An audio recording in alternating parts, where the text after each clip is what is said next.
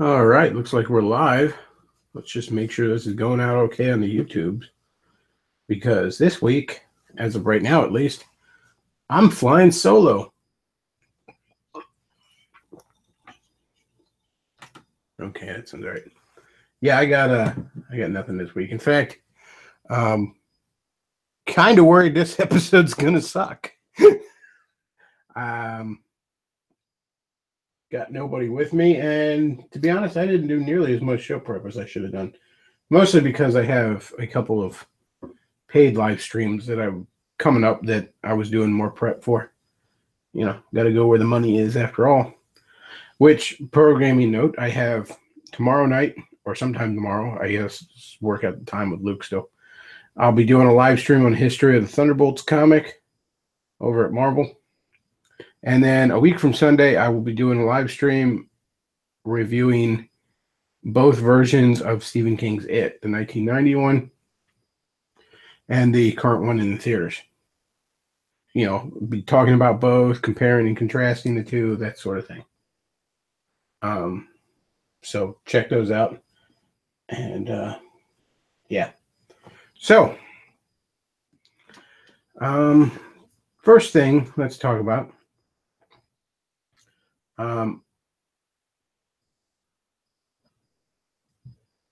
Yeah, and somebody in the chat just said they just got Samus Returns and the two amiibos.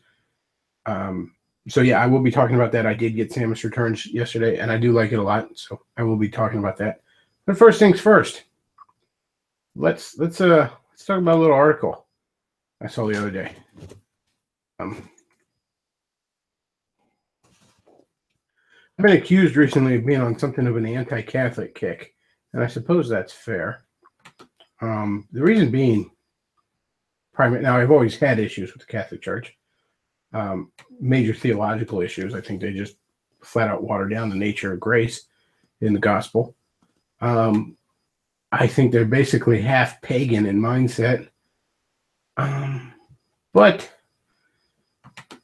what's really sort of gotten me on that kick lately is, let's face facts, in the circles I run, I deal with a lot of Catholics, obviously.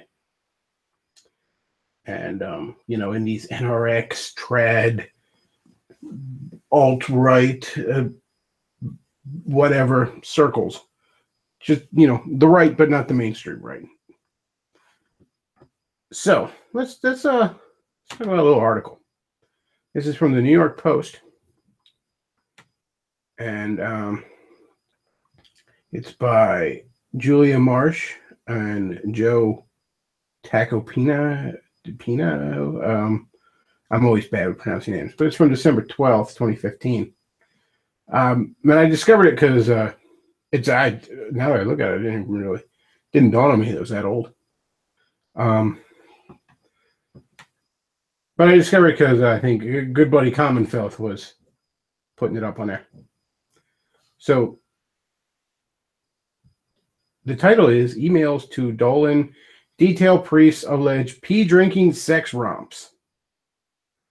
The scorned ex-girlfriend of an S&M master to a Catholic priest went right to the top and sent Timothy Cardinal Dolan emails that were hardly suitable for church, laying out details of the romp that were allegedly funded with cash skimmed from the poor box.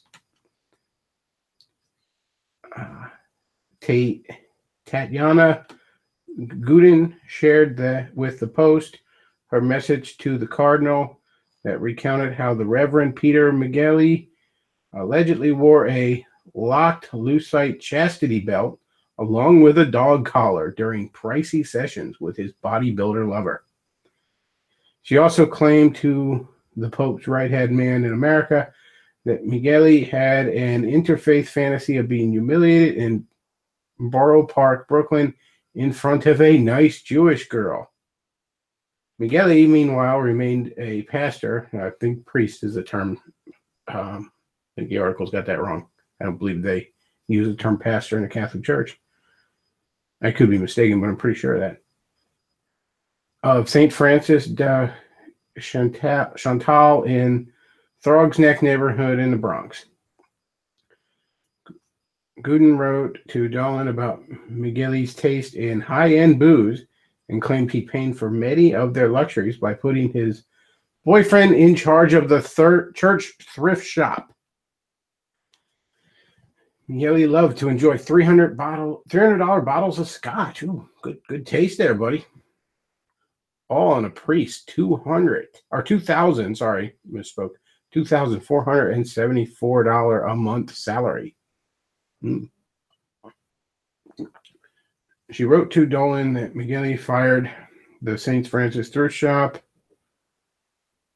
and instead fired the St. Francis. I'm sorry, was looking at that wrong. Fired the St. Francis thrift shop staff and installed his lover, Chris, to run it. She said Chris turned it into a money-making machine, but only reported $50,000 a year. To add insult to injury, to cover his embezzlement, McGilly would every so often fire whoever was the right-hand employee in the thrift shop by accusing them of theft.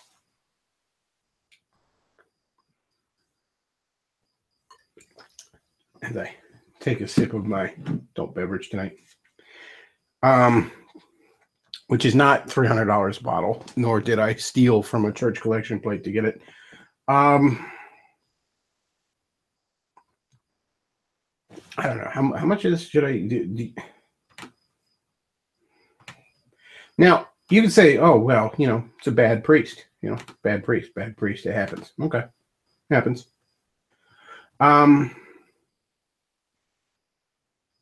Yeah, it does happen. Bad pastors happen.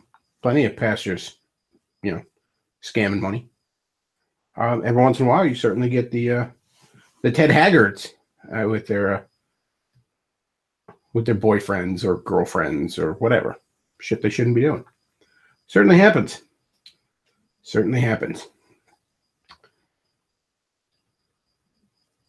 But there's two things at play here. Number one, over and over again, y'all Catholics want to run your mouth about being the one true church. Not a branch on the vine, but the vine itself.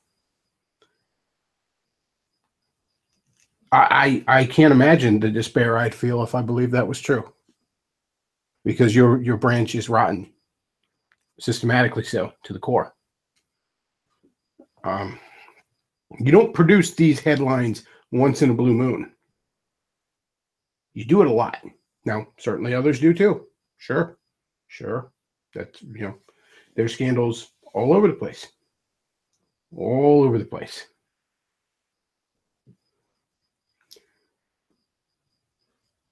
But there's definitely a systematic thing going on here. And again, y'all get up on the one true, you're the one true church. And yet when I point this out to you, you want to say, well, those other churches are doing stuff. Well, that shouldn't even be a thought in your head. If you believe those other churches are nothing, are lies, or are heretics, what the fuck do you care if they're doing? You think I ever point to the Mormons and say, yeah, well, the Mormons did something, or the Jehovah's Witnesses did something? I know those aren't real branches of Christianity. I know those are fucking cults. I don't care what they do. I would never think to excuse, if all the other branches in your mind are dead, are nothing, are just cults, or just heretics, whatever. What do you even point to them for? What do you even point to them trying to excuse your behavior for? And here's the thing. You can talk to me about, oh, we don't support that. And and you bitch about it on the internet a lot. Okay, that's fine. And you know what else you do? You sit there every week and you put money in the collection plate. Now, I can't tell you what to do. But I can tell you where some of that money is apparently going. I didn't even get to the part in this article about how the guy liked his gay S&M master to pee in his mouth and shit like that. We didn't even get to that yet. We didn't even get to the quote-unquote good stuff there, did we?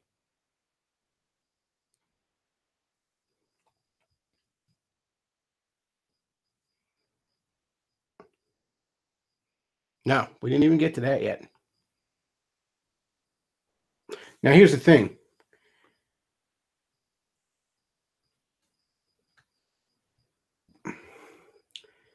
You can say, "Oh, well, this one church did this thing." Okay, fine. And you know what? That the church that does this, that's leadership does this, it deserves to die on the branch. As Christ said in Revelation about certain churches, "I will take the lampstand away from you." I mean, certain vines on the branch die. Certain branches on the vine die. That happens. Seems like you guys died a while ago. Now, a lot of you point to Vatican II. I don't know all the internal details of you. It's just what you like to point to. Maybe that's when it happened. I don't know. Maybe it happened sooner. I can tell you it happened. Vatican right now is a whitewashed tomb. Nothing more. As far as I'm concerned, the only downside to the Muslims flooding over it and burning it to the ground would be the loss of all the priceless art.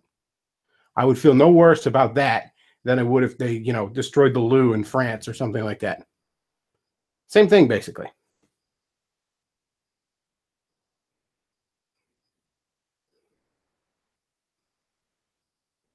He says Catholicism is a modern day Laodicean church. Yeah, sounds about right. Somebody says, who says we put money in the collection plate? Well, I should hope you don't, if I'm being honest with you. At the very least, if you're not willing to abandon this dead, rotting branch, I should hope you're at least trying to financially starve out the people in charge. But I also don't know how you sit in a church week after week and not put money in the collection plate. I mean, if it's not, I don't understand that. If it's not good enough for me to throw 10% of my income into the plate, I don't understand how it's good enough to get up early on a Sunday morning. But maybe that's just because I'm a night owl and I don't like to get up early in the first damn place. But if it's not worth your money, I don't see how it's worth your time. Fuck. If you will excuse me, folks, I unfortunately have to take care of this little pupper.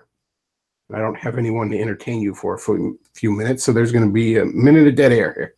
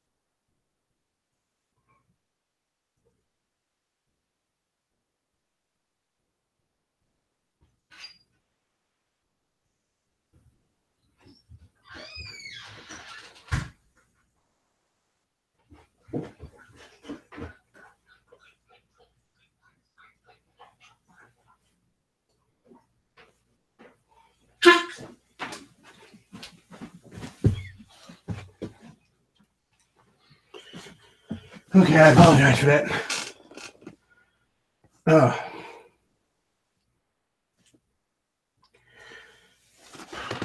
Sorry. Nothing could be done. All right. Somebody says Doggo went fast, didn't he? Yes, that's why he needed to. All right. So getting back to what I was saying. This is your church. This is your church. And don't be like, oh, it's an isolated incident. It's a few bad apples. No, it's very clearly a systematic problem. It's happening over and over and over again. These headlines just bleed into one another, don't they? And that's not even counting, the pederasty. That's not even counting that shit. Which, I mean, don't tell me that's not still going on. Don't tell me you think that's not still going on. What was it, just a couple months ago? There was the what was it? the article about the gay, you know, coke-fueled orgy going on at the Vatican, the highest levels. I mean, I don't know what to tell you though. Like, if I belong to a church and I found out one of the elders was doing any of this shit, he's gone. All right. And then you know what? If it turns out like another one was doing it or another one after, at a certain point, you got to establish a pattern. Say there's something systemically wrong here. And I don't see what the hell's worth staying there for. I mean, you're not the one true church. No, you're not. No, you're not. Never mind the theological issues. The one true church don't act like this. All right, the church in the broad metaphysical sense is two or more believers gathered in his name. That's the church. It's not a bunch of pretty buildings in Rome full of Marxist pedophiles.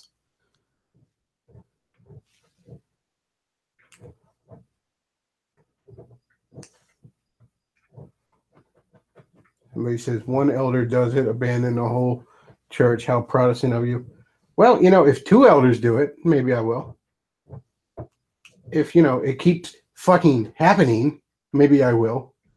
You know, yeah, maybe not after one, maybe not. But we've already established it's not one doing it in here, all right? I mean, your Pope, your supreme leader of your fucking church is a communist. You know. He says, because I believe in Catholicism and aren't going to go to the rock band evangelical church. That's the other thing. Y'all are so fucking autistic. You know, what it is you are superficial is what you are. You are so concerned with the trappings and the pretty building and the old style music and the pomp and the ceremony and all that bullshit. Whitewashed tombs. You don't scratch even slightly beneath that. So what if a fucking church has a guitar in its worship music? There's nothing more fucking spiritual about a guitar over, say, an organ or whatever other fucking old style instrument you might use. There's nothing inherently more superior over it. It's just another musical instrument. What's done with it is the question. Now, yeah, I don't particularly like really vapid music. As I don't like poorly done worship music. There's nothing about the guitar that is inherently less spiritual. I don't even like it on a personal level. But it's nothing about it that's inherently less spiritual. And y'all are sitting here and whining about, like, you know, fucking guitars in the worship service while the priest is drinking piss from a faggot's dick. Oh, but, you know, we have to... We can't be pearl clutchers. You're caught up in the superficial, and you can't see past it. It's nothing but surface with you guys. It's the whole reason you stick to this church is the tradition. You know what? Eternally tradition don't mean shit. Yeah, it's nice. Pretty buildings are nice. Okay? Man-made structures and rules of an institution, that's all nice, and they serve their purpose. But you've made idols out of them.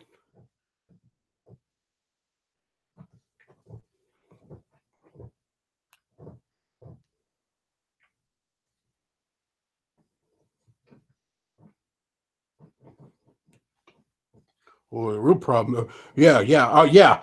You know, my church has a guitar, and that's just as bad as your church where the priest is drinking piss out of a faggot's dick. You're right. Those are at all comparable. Style over substance with you, isn't it? All the time. That's why you got to stick. And you know what? If you really are obsessed with the style over substance, you might as well go Orthodox. I mean, you know, yeah, they got their problems too, but I'm pretty sure they're not completely run by fucking Marxist pedos. I don't know. Maybe they are. I don't claim to have my finger on the Orthodox pulse, but they seem to be a little better. If you're absolutely autistic enough to be just, you can't see past the surface shit.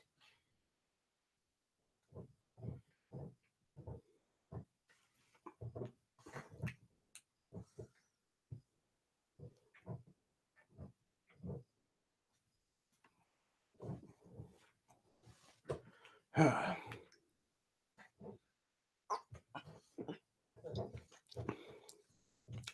of a foul mood tonight, if I'm being honest with you.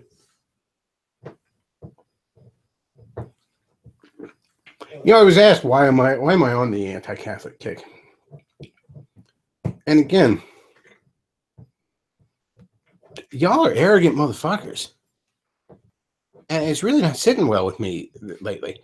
I mean, again, being in the alternative right, and I use that in the broadest sense of the term, non-mainstream right wing.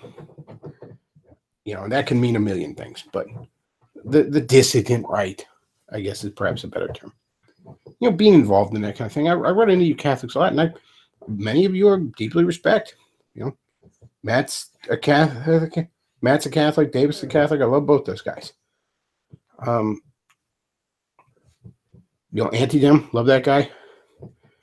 But y'all running your mouth about the one true church and all this other bullshit.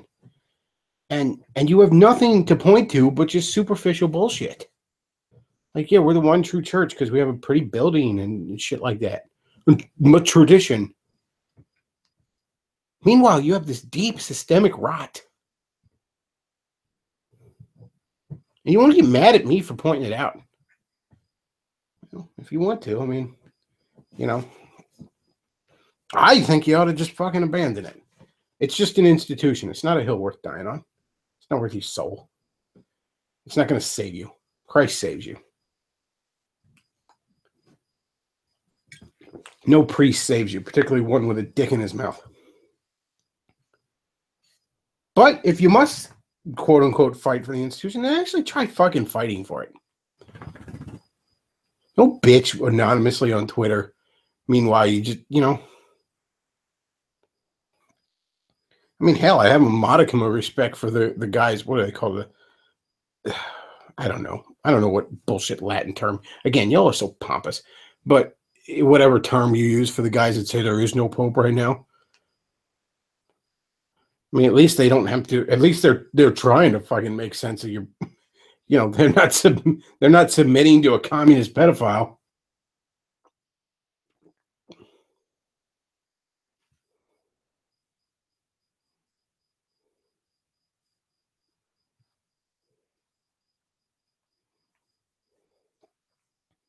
But every week, y'all throw money in the collection plate.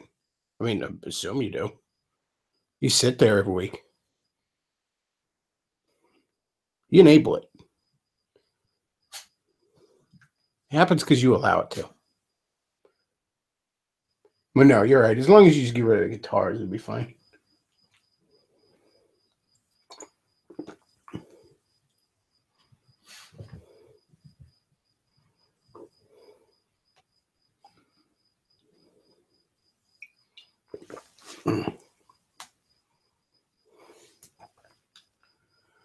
All right. Let's get on to happier things. So I got Samus Returns yesterday. It came out yesterday. And pretty damn good game so far. Now, just before it, in the weeks leading up to it, I'd played through again Zero Mission, because Zero Mission being a remake of the first one, I figured that was a nice thing to play through before I play a remake of the second one.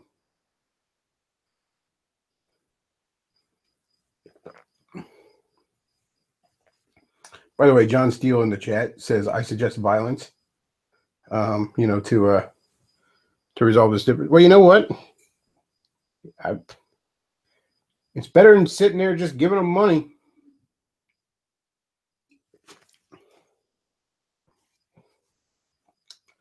But anyways, Samus Returns. Very interesting game so far. Now, I haven't gotten extremely far. I haven't had a ton of time yesterday. I did get the game, and I got the two amiibos. The Samus one. Are Catholics still invited? Oh, you're fine, David. Go on. I'm just joining. Just got your message. Oh yeah. So I got the Samus and Metroid amiibo, and I already had the one for Smash Brothers, the regular Samus. And pretty good game so far. There's this one weird move in it that it's called the melee counter, where you hit an enemy that's charging at you, and that's very. I haven't seen. I don't think there's anything like it in a 2D Metroid game. I haven't really played through the Prime game, so I couldn't tell you on that. But it takes a lot of getting used to, because again, I just played through Zero Mission, and there's nothing like that in Zero Mission, and you can't just run and gun here. Sorry, this pupper's crying. What do you want? I put you out. You peed, you little brat. He wants love. He's gonna get a boot in his ass. So you have to melee everything, like everything, basically. You get in an enemy's, I guess, range, and it will lunge at you every time. You have to melee. Now, I don't mind that the move's in there, but again, it takes some getting used to, but I mean, I had to get used to it because shit, like every time. But still, once in a while, those things will catch me off guard. I only killed one Metroid so far, but I've already gotten like the Ice Beam and the, Morph Ball and Charge Beam and Spider Ball and a ton of shit. So it's really good about giving you power-ups, which I like. I like being rewarded for exploring, first of all, but also I like, quickly getting some cool stuff right off the get-go. I mean, yeah, you want to space it out, but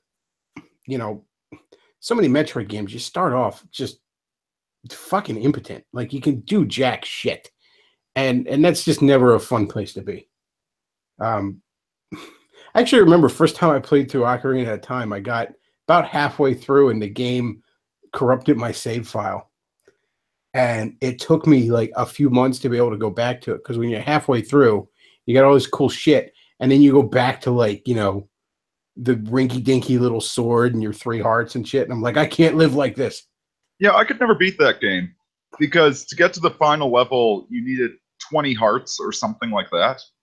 And some of the hearts you just found through random exploration. I could never find one of the bloody hearts. I played through that game like 3 or 4 times, got to the last level, and I wasn't allowed to enter it. I wish they had the internet back then.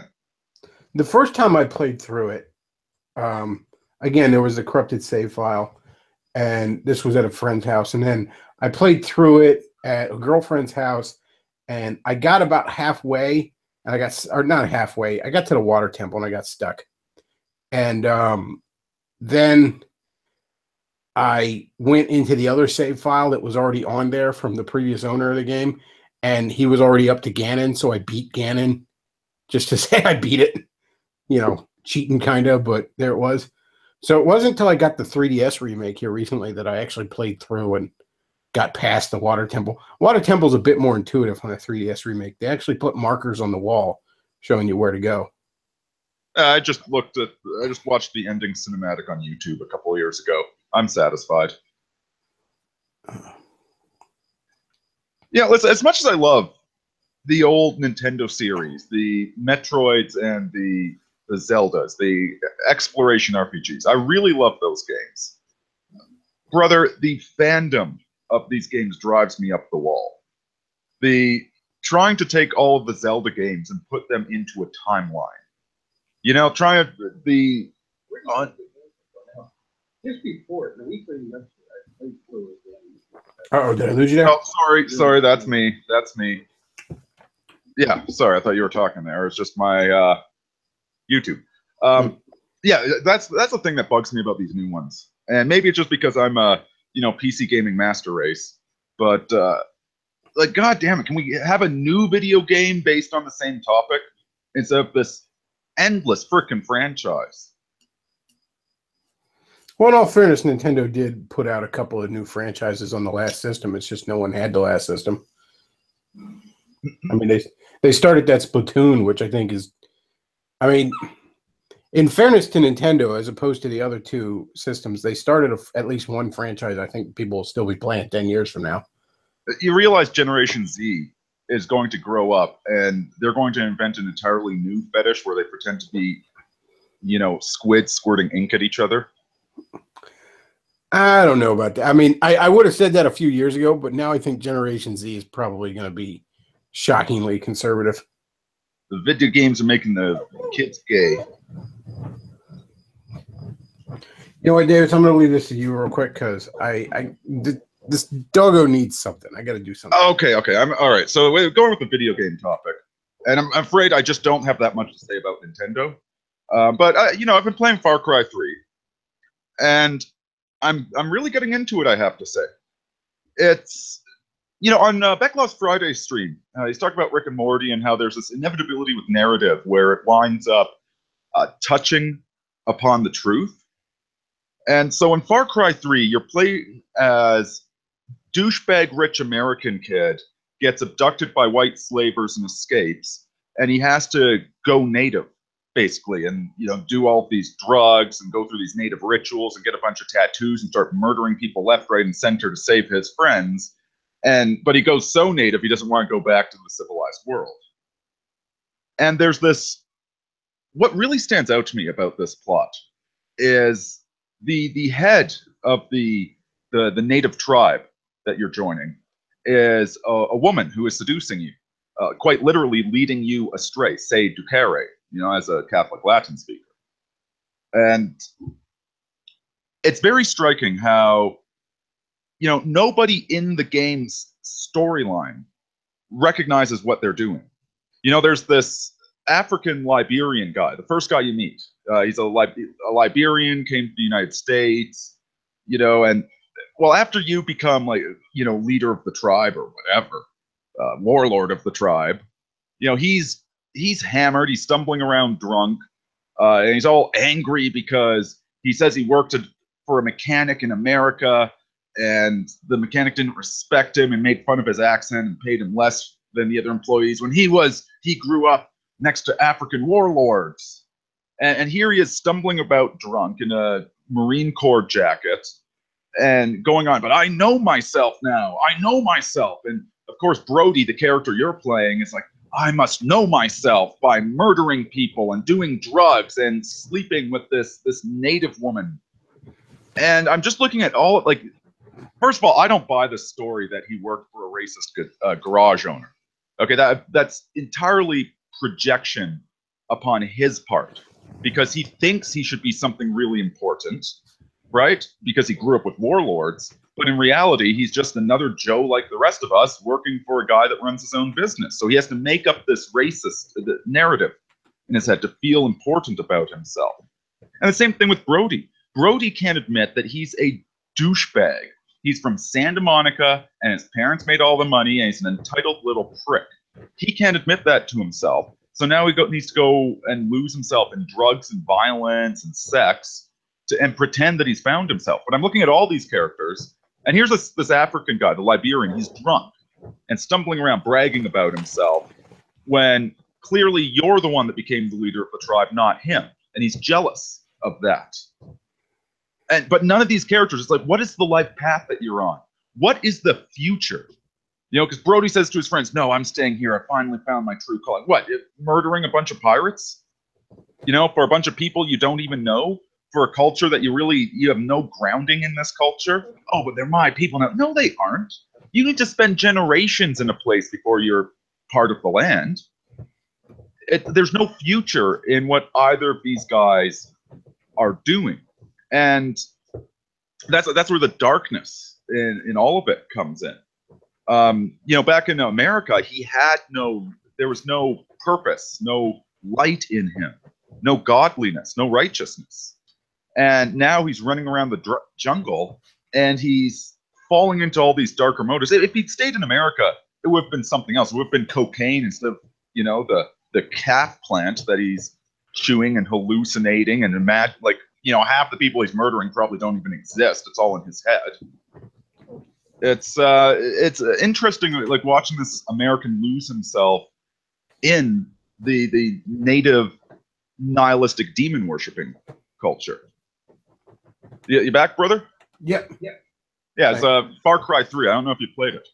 No, I haven't played it yet. Give it a shot. The narrative is very interesting. The gameplay is, you know, it's more and more all of these damn games hold your hand. But I just tried playing through. I just tried playing through the first Saints Row because I love Saints Row 2. I'm getting an echo on your end, by the way, Davis. Okay, here, give me. But yeah, I love Saints Row 2. That's probably one of my favorite. It's easily my favorite of the Grand Theft Auto type games. So I thought, I never played Saints Row 1. I'll try and give it a shot. I really, it's got that classic kind of first game syndrome that, when you've played a later game, sometimes it's just hard to go back to the first one. Because it just feels like the game you already played, but less. Like if you started at Mario 3 back in the day, it would be hard to go back to Mario 1. Because Speaking of, don't buy Far Cry 1. I made that mistake. It's atrocious. Yeah, Saints Row 1, it really has nothing to it. There's just not a lot to do. It's a sandbox game, but it's a sandbox full of really nothing. There aren't things to buy there are some, but there's not a lot of ways to upgrade your rides or your character, outfit or anything like that, like there are in later games. There's not that many kind of side quests and missions like that. It's just like I really don't think I'll hold on to Saints Row 1, but it was only $8, so I figured I'd give it a shot. Yeah, the whole Saints Row series was just too damn silly for me. I couldn't get into it. Yeah, I agree with that on the third and fourth ones. I like 2. I think it's the perfect amount of over-the-top stuff, where still has some grounding. But then, the third and fourth one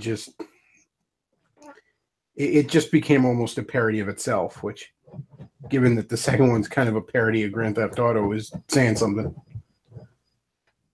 Basically, it's the scary movie of video games.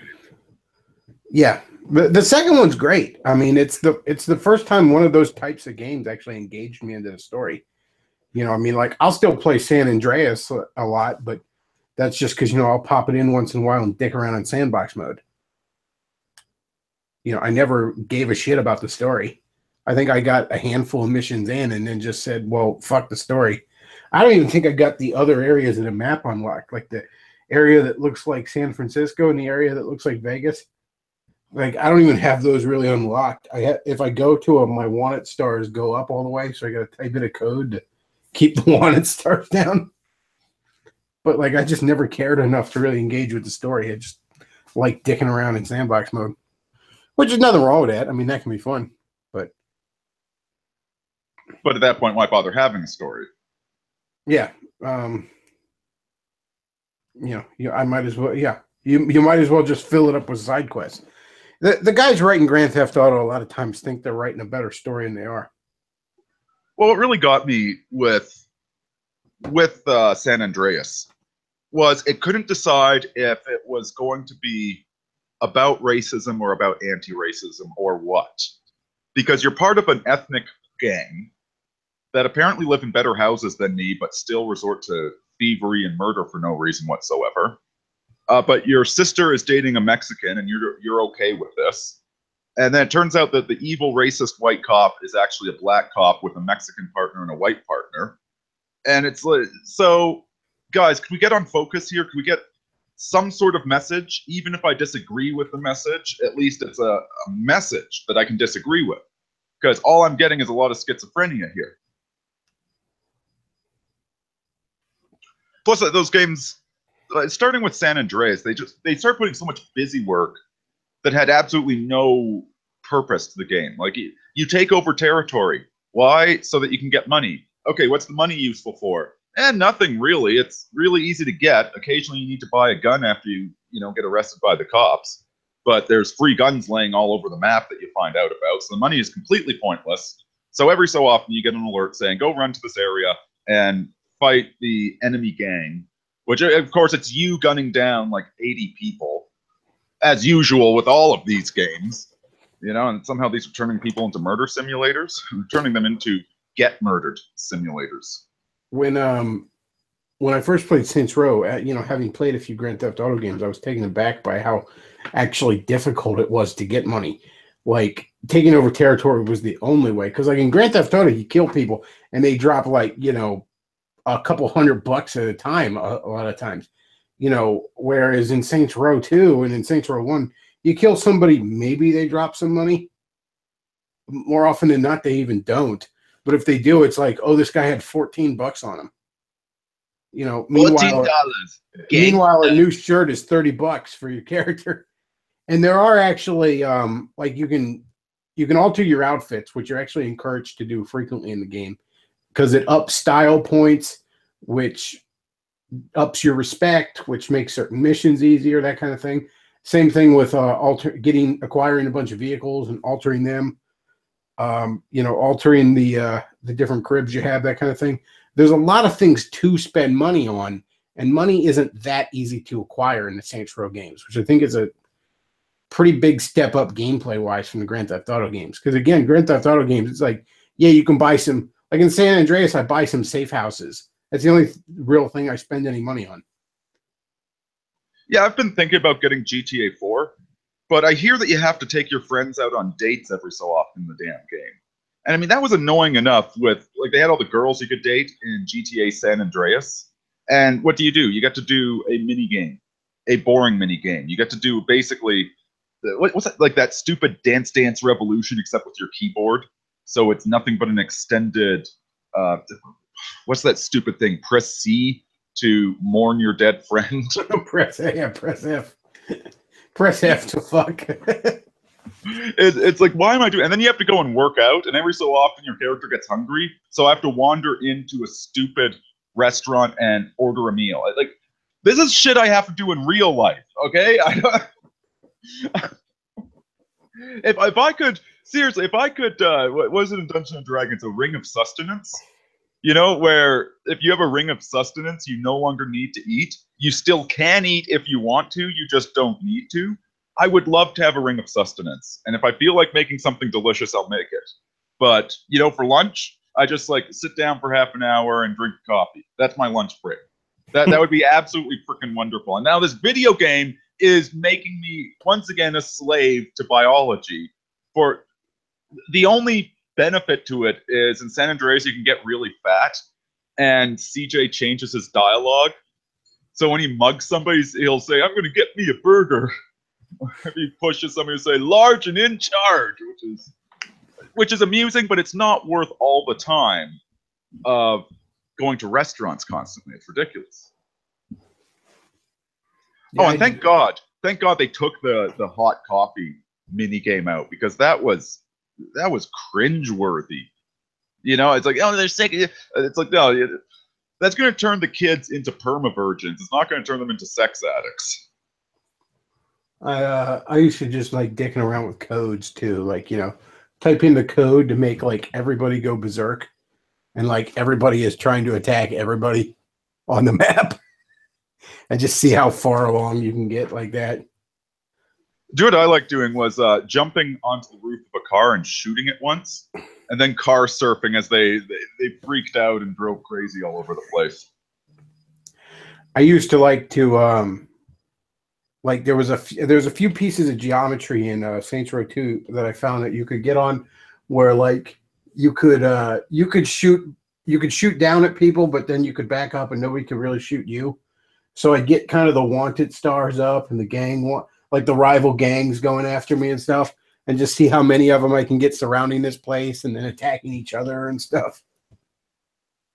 Just little dicking off things like that.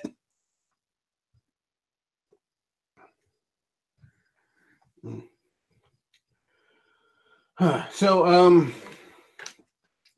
I mentioned that I had a sponsored live stream, which is part of why I didn't do nearly enough prep for this show. I kind of got so caught up in doing prep for the sponsored live streams that I sort of neglected this one.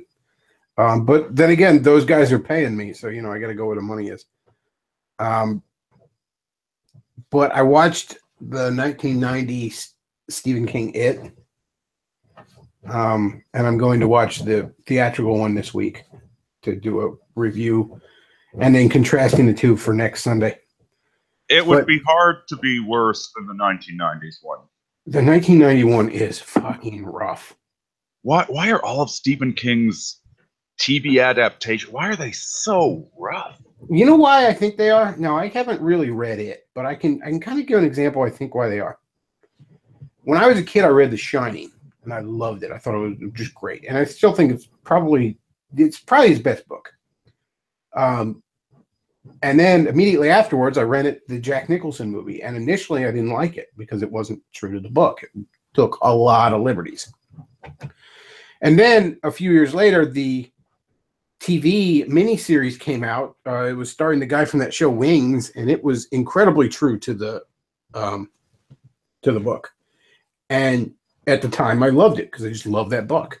Well, as I go back and I watch those, I realized that the Jack Nicholson movie is by far the better one, and the TV miniseries is kind of rough because sometimes it pays to take liberties when you're adapting something. You know, a book is different than a movie. And I watched the Tommyknockers recently, and it's such a long way to go to prove a very simple premise that addiction is hard to get over, and whatever the hell the Tommyknockers are. I've watched it, I've read reviews, but some sort of aliens that give you magic powers, or God only knows. Okay, it is so vaguely defined. But it's addictive, so the alcoholic writer is the only person that can resist it because he's overcome addiction. Okay, I get it. Was that really worth 8 hours of my life? Shut up! You little brat. Space Dog is being quiet for once.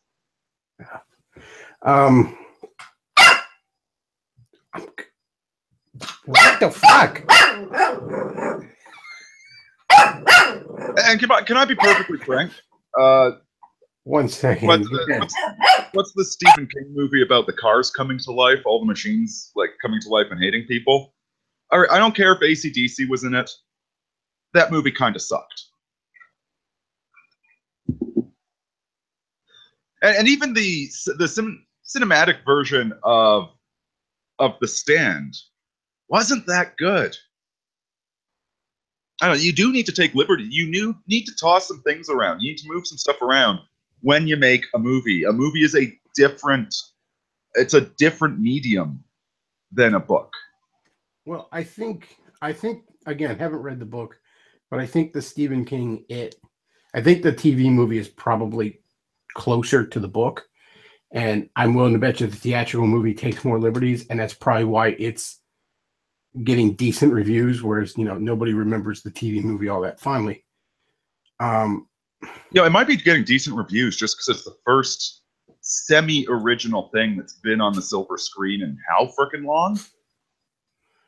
Well, having watched the 90s movie, some of the things that are really wrong with it are, first of all, this creature, this monster is incredibly ill-defined.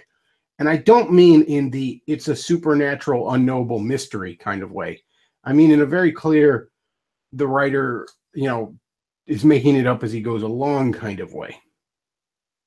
I find the only thing I can explain is I think, and at the end we see it's a spider monster. It's not really this clown, it's a spider monster, and it seems to be shape-shifting throughout the movie. The only thing I can think of that would explain it, and again, I'm having to explain it with headcanon because there is, the movie does such a poor job, is that I think this creature is some manner of telepath, and he's giving these kids these freaky visions in an attempt to get them to go confront him on his terms where he can then attack them. That said, though, I mean, then there's a few things that kind of poke at that. Like early in the movie, he picks some kid off just outright. There's really, it's really just not defined. The story of it feels like it's so full of every Stephen King cliche that it feels like you fed a bunch of Stephen King books into an AI and had it write a book. It's really the only Stephen King book you need to read. And listen, I feel bad criticizing Stephen King because it's going to sound like sour grapes. And it's not that I don't respect the guy. He's an amazing writer, amazing work ethic. And so I don't want to seem like I'm coming from a place of being a hater. But the thing about Stephen King stories is they're right at that bang middle of the road, kind of interesting, but not that interesting if you think about it for 5 minutes. Suburbanite, middle America, doesn't really read classic literature. What I'm saying is they're for stupid people. Okay, not stupid. They're for average people. So the monster in it, in the cosmology of this universe, there is a great creative force, which is a turtle, a space turtle, and there's a great destructive force, which is the spider. Now, in actual fact, the spider aspect of it, it's actually of infinite, like it's a multi-dimensional creature. It's Cthulhu, basically. If Cthulhu were a spider. So it's an infinite thing that's all legs and hairy, but it's not a spider, but that's how we interpret it. Okay, we can kind of see that it's more than a spider, but the best way for us to describe it is a spider. And so it somehow crash landed on Earth or something like that.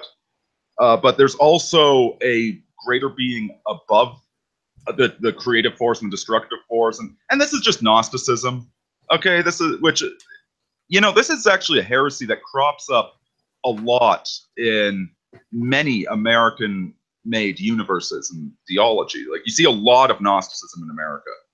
I actually think I prefer just thinking of it as some manner of monster that's not all that powerful, and just has psychic abilities and is able to mind fuck people into thinking it's all these different things. I mean, this is basic. I would actually prefer to just imagine it just looks like that goofy fucking spider. Like, that's just what it is. It's just some spider with mild telepathic powers that likes to eat children. Well, and here's what bugs me about the whole. So this is Zoroastrianism, basically. This is Gnosticism. Okay, there's a space turtle that's like the good god, but he's kind of an indifferent god. He doesn't care if the kids have an orgy. And there's the evil spider god that's going to try and eat them by pretending to be a clown. And then there's the all creator that is unknowable. And it's like, wow, that's so deep. Oh, okay, are we going anywhere with this? Oh, the book's over now. That's the end of the story. And so now, of course, everybody on X is creating tulpas in their head because they read it. And it's so middle of the road. I'm trying to think of some other Stephen King stories. They're just Tommy Knocker. It's so middle of the road. What if aliens had magic powers that were addictive, but an ex-alcoholic managed to get over it? Wow, that's so deep, man. It's middle of the road. I liked Stephen King novels when I was a kid. I mean, I read them when I was like 12 and 13. I thought, oh, these are great. And again, Shining's a decent book. I read Carrie. It's a decent book. But they're also... Maybe this is a case of Seinfeld is unfunny, because like everybody stole from Seinfeld after the fact. So if you introduce a new person to it today, they've heard all the jokes, so they don't think it's funny, even though it was brilliant at the time. But it just seems Stephen King is just so damn obvious to me. Stephen King, the books are better because, obviously the book leaves something to your imagination. But one of the things I think really failed about the It adaptation, the 90s one, is like they were vastly overestimating how scary clowns are. Like, clowns are really not scary in and of themselves. They're not. I realize it was like, oh, clowns are scary. No, clowns are something that can be very, very easily distorted into something that's very scary. The same way with dolls, because there's something that's kind of uncanny, but is quote unquote innocent and wholesome, but you distort it ever so slightly and you have something that seems horrifying. A doll can very easily become creepy. A clown can very easily become creepy. The problem is this clown really isn't. Tim Curry gave a great performance, but it's a performance that's funny more than it's anything else. It's just extremely energetic and infectious, but it's not scary. Whereas, at least from the trailers, the design of Pennywise in the new movie does indeed look creepy. But But in the 90s, now I realized that it's TV, and it was network television, so it had to be somewhat sanitized, and it had a budget, obviously, that a theatrical movie just isn't going to have to deal with. But still, it was just lame, just incredibly lame. See, you don't need a huge budget or really good special effects to make a clown creepy. What you need is some creativity with how you present just slightly distort it, but you can't just start with Bozo the Clown and say, "Are you scared yet?" It doesn't work that way. One of the things they did in Alien to make the xenomorph look more alien is that they had the actor walk backwards and then they ran the scene in reverse. So when you see the alien walking forward, it looks all unnatural and insect-like because the actor was actually walking backwards at the time. Stuff like that. You do little things like that. You toss in. Here's an interesting effect. You guys can do this at home. Is record your voice, then reverse it, add an echo to it, and then re-reverse it again. You get a really odd effect, and it's very off-putting if you don't, and people won't really know what it is. There's lots of little bits of creativity that you can do, such as that doesn't require any sort of budget, doesn't require anything. It just requires some creativity. But, quite frankly, again, Stephen King is popular. When I was a kid working at Subway, a couple of the street urchins came in and they were sitting at a table. They bought a pop and they were sitting there, and one of them literally said to the other, "Have you ever thought about how, like, God is dog spelt backwards? Whoa, that's deep, man." Like that. Stephen King's only slightly above that. Your average bear is just not that bright. And again, I'm not shitting on the guy. I'm just saying there's a reason his stuff is so popular. And it's because it appeals to the average person. And when you talk about a TV movie, you're going to typically have average people working in it. Yeah, well, again, the 90s version, the 1990 version of it is very, very rough. I'm going to go see the theatrical version possibly tomorrow. But sometime in the next week I have to. And I'll see how that is. From what I understand, the theatrical version is about half of it. Like the story in it is these kids are terrorized by this monster, and then they seemingly kill it, but they vow that if it ever returns, they're going to come and finish the job. Well, then you cut to them as adults, and now the way it does it in the 90s series is like you see these adults, and then the one guy who still lives in that town calls each of them, and then you get a flashback to them as kids. But basically, it's the two parts. It's them as kids dealing with it, then it's them as adults going back and dealing with it. From what I understand, this current version only focuses on the part with them as kids. And it's leaving the part of them as adults as a possible sequel, which kind of makes sense. That's probably the best way to do it.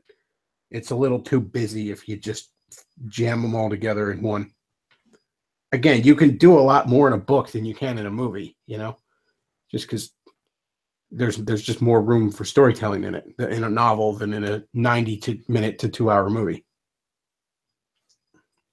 Yeah, and I think that's right there. That's an obvious creative liberty that should have been taken. Because,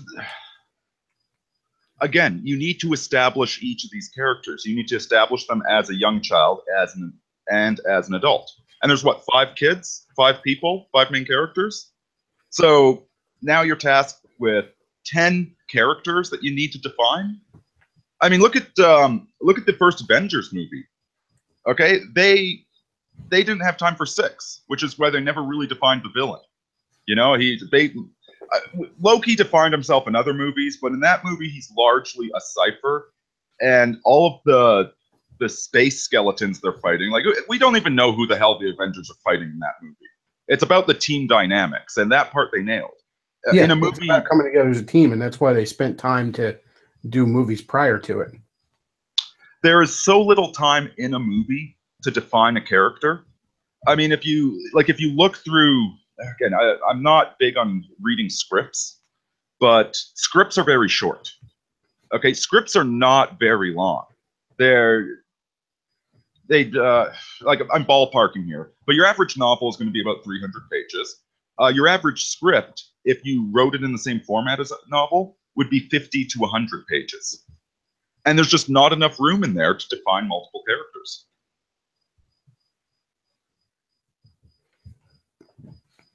Yeah, and like I said, I just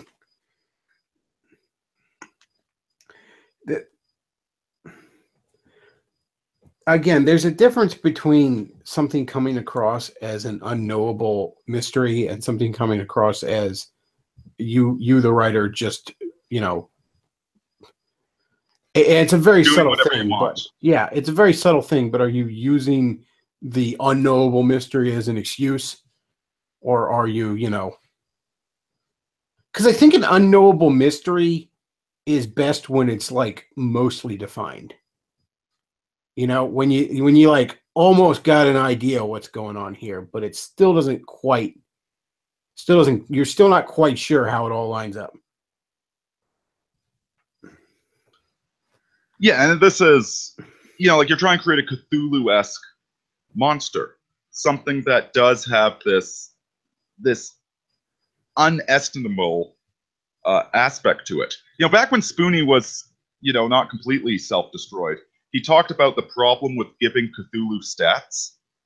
In the game Call of Cthulhu, the pen and paper RPG, they actually have stats for Cthulhu. And the thing about Cthulhu is you don't beat Cthulhu, okay? You don't confront Cthulhu, you know, with anything. You know, most of the monsters in that game are, honestly, if you survive combat in that game, you're very, very lucky, even with other humans. Okay, so you don't go the combat route, especially not with Cthulhu. So why are you even statting Cthulhu? You know, it takes away the... it's a fine balancing act between understanding what this thing can and cannot do, and also realizing that it's far larger than any of us, and that we can't really understand it. It's just that we know this one little piece about it, and we can confront it on, you know, this one exhaust port that's only the size of a womp rat.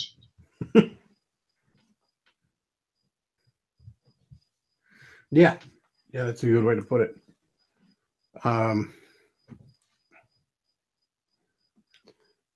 Let's see, what the hell else did I want to talk about this week? Again, I really did not do enough fucking show prep. I was half tempted to just cancel the stream tonight, to be honest, but I haven't canceled a Saturday stream in a while. Somebody said enjoying the stream. Well, glad. Let's see. Somebody says, how do you, in the chat here, how do you think Marvel will pull off Infinity War, having all of their movie characters in it? Again, well, that's the kind of thing where it's meant to be payoffs to a bunch of other movies. The best way to do it is, you know, you just... Brother, I hate to tell you this, you're getting a lot of static on your end. Am I? All right. Let's see if I can fix that. You know, as much as I don't like the Marvel movies because they're just a little bit too polished for my takes, I think they might just be able to pull this off without it being that bad. I mean, they're corporate committee designed product, but it's a very good committee that's designing these products. So I would give them benefit of the doubt that they might actually be able to pay it off, or pull it off, but it's honestly a pretty stupid idea. Well, in my opinion, the best way to do it is to basically do it the way a lot of large events in the comic book have happened. You know, there's been plenty of time where there's been some sort of large, big event that, you know, basically all the major players in the Marvel Universe get involved in. You know, Spider-Man and the Avengers and the Fantastic Four and the X-Men, you know, maybe Daredevil or something like that. They all get dragged into this. Well, when you're reading one of those, a lot of times, you know, maybe you're only a fan of one or two of those franchises and you don't know a lot about the other ones. But a lot of times those crossovers are done in ways where you don't really need to. You know, you read Secret Wars, you don't have to be an expert on everyone involved. You just got to be vaguely familiar with them and you'll be fine. You'll get out of it what you need to get out of it. You know, you read Infinity Gauntlet back in the day. The same thing. You don't need to know every one of these characters to follow it along. And, you know, characters that only have minor roles, they're not given a great deal of focus. You know, a lot of people seem to think, well, I got to know everything about everybody involved in this story, or I'm not going to get it. You know, it's sort of like back in the day with Star Trek. You didn't need to watch all the Star Trek shows. You know, you could have hopped into any one of them. You know, DS9 and Voyager were going on at the same time. You didn't have to watch both of them. There might be plot points that cross over from one of the series to another, but you don't need to watch both of them. They both stand alone on their own. You'll get a bigger picture if you watch both of them, but you don't have to. Now, here's the big question about this movie. Is Spider-Man going to be featured in it, or do the events of this movie happen past his curfew? Well, he is like 9 in these. Oh, I saw the funniest meme. You know those Virgins versus Chad memes? Yeah, you tweeted it out. Yeah, it was like, you know, it was the Virgin Spider-Man Homecoming versus the Chad Spider-Man from like 2002. I mean, I like Spider-Man Homecoming, but I'm hard pressed to argue with that meme. Like, I am so sick of making Spider-Man just let's make him a teenager again. I haven't actually seen the movie. Just how bad is it? It's not. It's really not. It's the only real flaw in it is the mystery meet Mary Jane and the Indian boy is the quote unquote Flash Thompson bully. First of all, I mean, obviously I'm annoyed at the diversity casting because I'm sick of that shit. But also, they're both terrible characters. Like, these versions of those characters are just terrible. That said, though, everything else about it works pretty well. The dynamic between him and Tony Stark works really well. The villain in it is fan-fucking-tastic. That's one of Michael Keaton's best performances. That villain is incredibly sympathetic to, or you really want to root for him, which is the best kind of villain. Where you're almost on board with him. That's the best kind of villain. It's a pretty solid flick. It's really, the diversity casting in it is a damn shame. It didn't have to be done. It really, really takes away from it, but it's a decent flick nonetheless. It's certainly better than those 2 amazing Spider-Man movies. Isn't that the one though where he looks like Doogie Howser? Amazing Spider-Man? No, I think the current one he looks like Doogie Howser. Look, he's very, very young in this. You know, he looks very, very young in it. Part of it's because, I mean, we're so used to people playing characters. Like, we're so used to seeing people play teenagers when they're really like fucking 24 that when you actually see a teenager playing a teenager, he looks like 9. You know? Like, we're so used to adults playing teenagers in these kind of movies that when you actually, I mean, Tom Holland is actually the age he's playing. And so he looks insanely young. Again, that's just kind of what we're used to watching movies, you know? And then when we think back to ourselves as teenagers, you know, you always, as a kid growing up, you always think you're bigger than you are. Oh, God. I remember when, like, 27-year-old women were, like, you know, halfway to old age. Now yeah, it's really. Like, oh, my God, they're so tight. That's the good news, guys. As you get older, it's like, you know, like an 18-year-old girl right now is like, oh, that's too fresh. You know, that banana still has some green on it. I can't even. No. Whereas like a 25-year-old woman, that's just perfect, right about now. And by the time I'm 50, I'm going to be looking at a 40-year-old woman and saying, man, she is hot. Well, you ever hear the joke of the guy at the bar? And he says to his buddy, he goes, you know, I just turned 40. Do you think it's still okay for me to date college girls?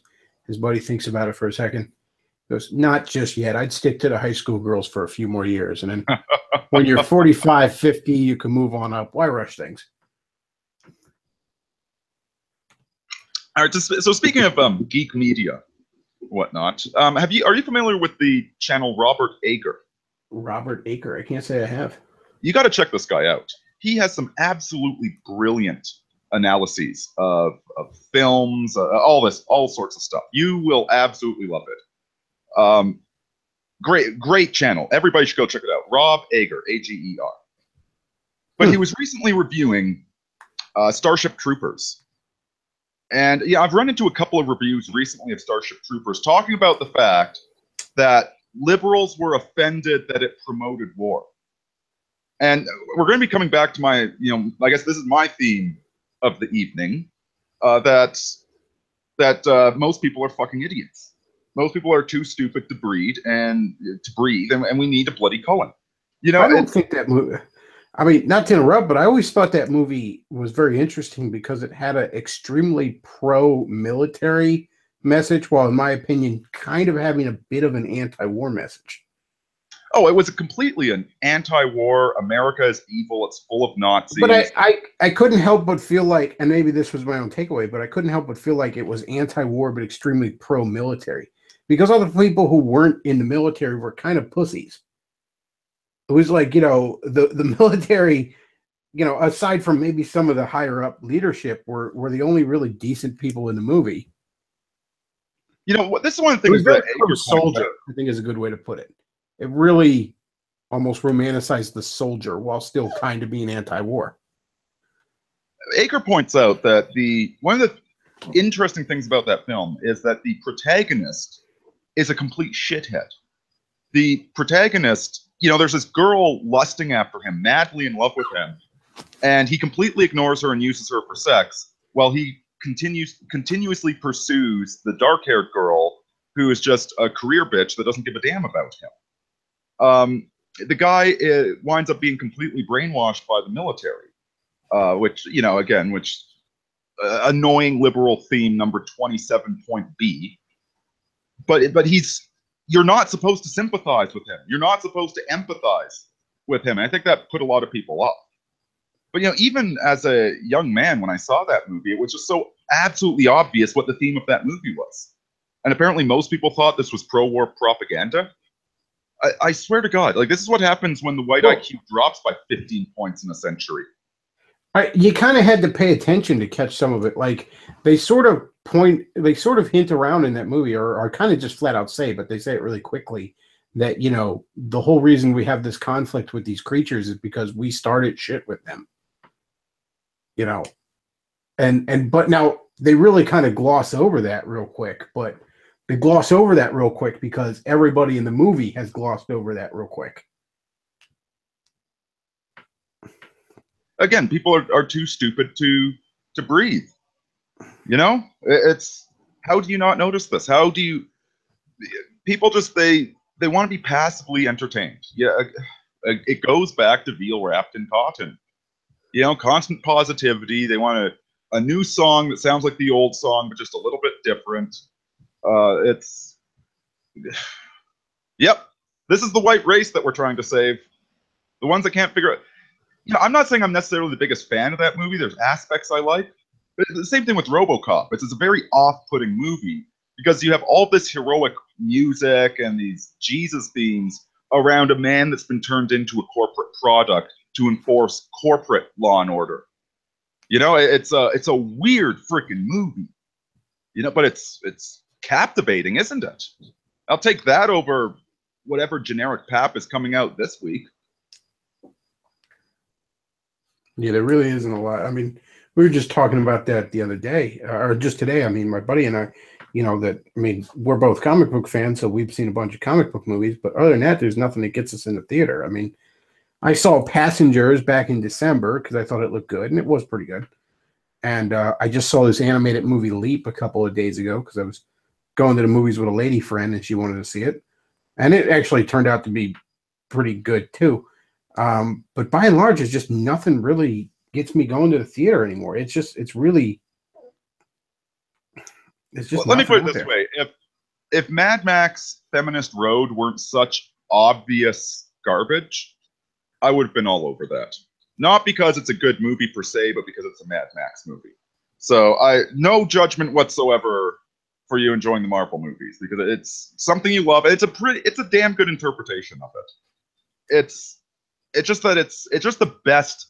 It's the best candy bar in the store, is my opinion. And it's like, Jesus, when's the last time I had real food? It's been nothing but fast food for years now. Oh no, part of being a fan of that stuff, I don't even have the books anymore. They're all full of fucking AIDS right now. So I kind of grateful that the movies are decent. Oh, It's all, thank it's God. all the Marvel I have. Well, and you know what? As evil as of a company as Disney is, at least they know what their market is. I mean, like, yes, they're shoving all of this female empowerment garbage, lesbian incest sex onto the little kiddies. But that, that's par for the course for most corporations these days. If you can do it without feeling like a creep, go check out what sort of T-shirts they're selling to little girls at Walmart. Okay, you're going to be depressed. But at least with the Marvel movies and the Star Wars movies, which again, the Star Wars movies are terrible. Don't go see those things. Don't support the. We had 3 good movies, guys. We had 3 good movies. Treasure it, enjoy it. Stop trying to relive the past. For crying out loud. But with that Rogue One, the Disney execs pulled all the garbage out of it that they were trying to shove into it. Yeah, there's not a lot of like quote unquote liberal themes I can really take fault in episode 7. I mean, yeah, the female character is kind of a Mary Sue, but as poorly written as that movie is, I think it would have been the same thing if it had been a male character. And I mean, to some extent, Skywalker is too, but not nearly that level. Plus, there was other interesting things going on that were focused on in those movies. Well, and Skywalker has distinct flaws, especially in the first movie. Yeah, I mean, Skywalker wasn't just good at everything right off the get-go. It's not like he went in the Millennium Falcon and was like, no, I'll fly it for you. Oh, Guilty Spark asks, what was worse, Force Awakens or Rogue One?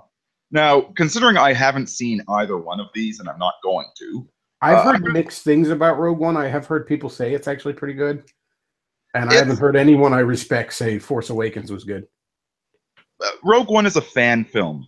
Think of it as a fan film set in the universe of these classic movies. And the movies don't make any sense if you really think about it. Okay, if you think about Star Wars too much, like George Lucas didn't know what the hell a parsec was. I know that in the expanded universe, there's explanations of why Han Solo says he did the Kessel Run in under 5 parsecs. Because it's like black holes and he was a really tight navigator. I don't care. The thing is, George Lucas did not know what the hell he was writing. Just because you can rationalize an explanation or, a screw up in Star Wars or Star Trek does not mean that it's okay. It means that it's a bloody TV show. I just figured the character was like half drunk and just sort of bullshitting. Like barely aware of what he was saying. Like he didn't do any of that shit. He just sort of like, whatever. I did the thing and the thing. Bechtloff, you're not autistic enough to be a Star Wars fan. Like that's just he's kind of a bullshitter anyways, and he's in a bar and he's drinking. So I just assume that he's half drunk and bullshitting. It took you how long to get to Edmonton? I managed to do that in 45 leagues. Yeah, I did the thing. You should have seen it, man. Let me tell you something about you that you don't know.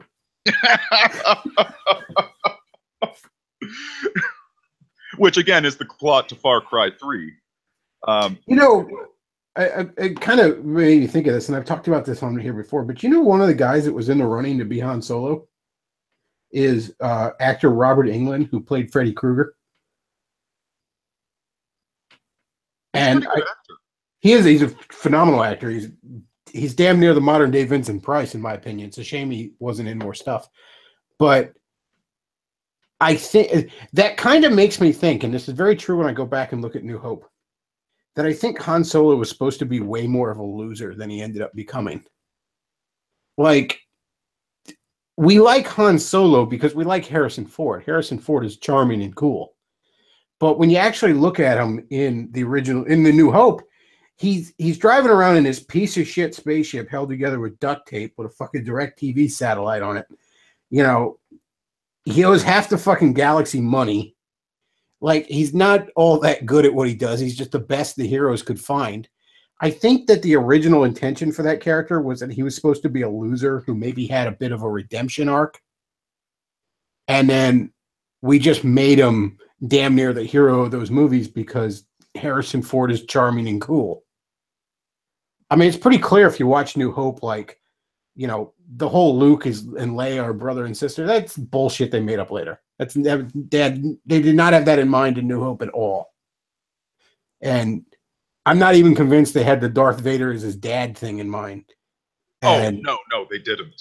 And I'm sure that Han Solo was never supposed to steal the show like he did. I think that was supposed to be the fucking Luke Skywalker show from beginning to end, where he bangs the princess by the end of the movies. You know, John Williams' score did phenomenal things to that movie. Honestly, it's so interesting to see all these other. What happened? You had this silly B movie. Like, if you look at those 50s B movies, and most of them are, even if they have a cool idea in them, they're still kind of terrible. But then you take this movie and you add all this creative input from, set designers to something as straightforward as the lighting guys, getting the lighting really good with the cameras, to the actors bringing their charisma onto the screen.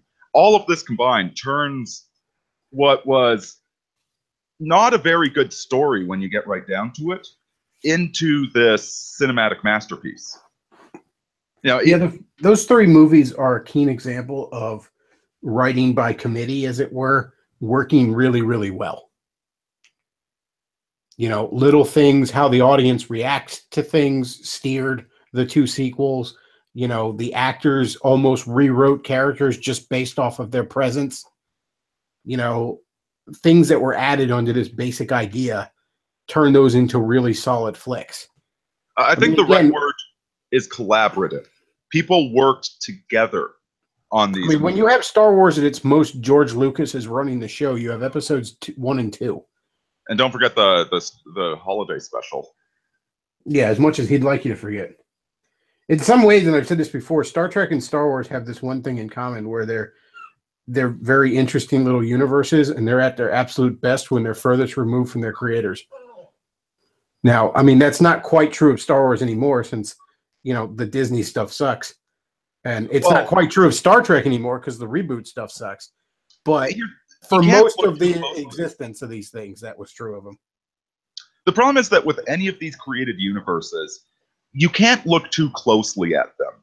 Okay, if you took, thank God, Lord of the Rings, it spawned a few video games, but there haven't been any bloody sequels. The closest we had was the extended version of The Hobbit, which really sucks, by the way. Because whenever you take, like, this universe, as much as these writers created this vivid universe, for Lucas, he created it mainly through the visual storytelling because he's a filmmaker. With Tolkien, he created it through the language and this incredibly complex backstory and history because he's a linguist. But they created this very complex universes, but they were there to serve a story. And if you try and look at the Lord of the Rings universe minus the story of Frodo and Bilbo, if you try and insert stories into that universe, you're going to start seeing the seams. You're going to see the edges. You're going to see the lights overhead of the sets. You're going to see all the problems with it. And same thing with Star Wars and Star Trek.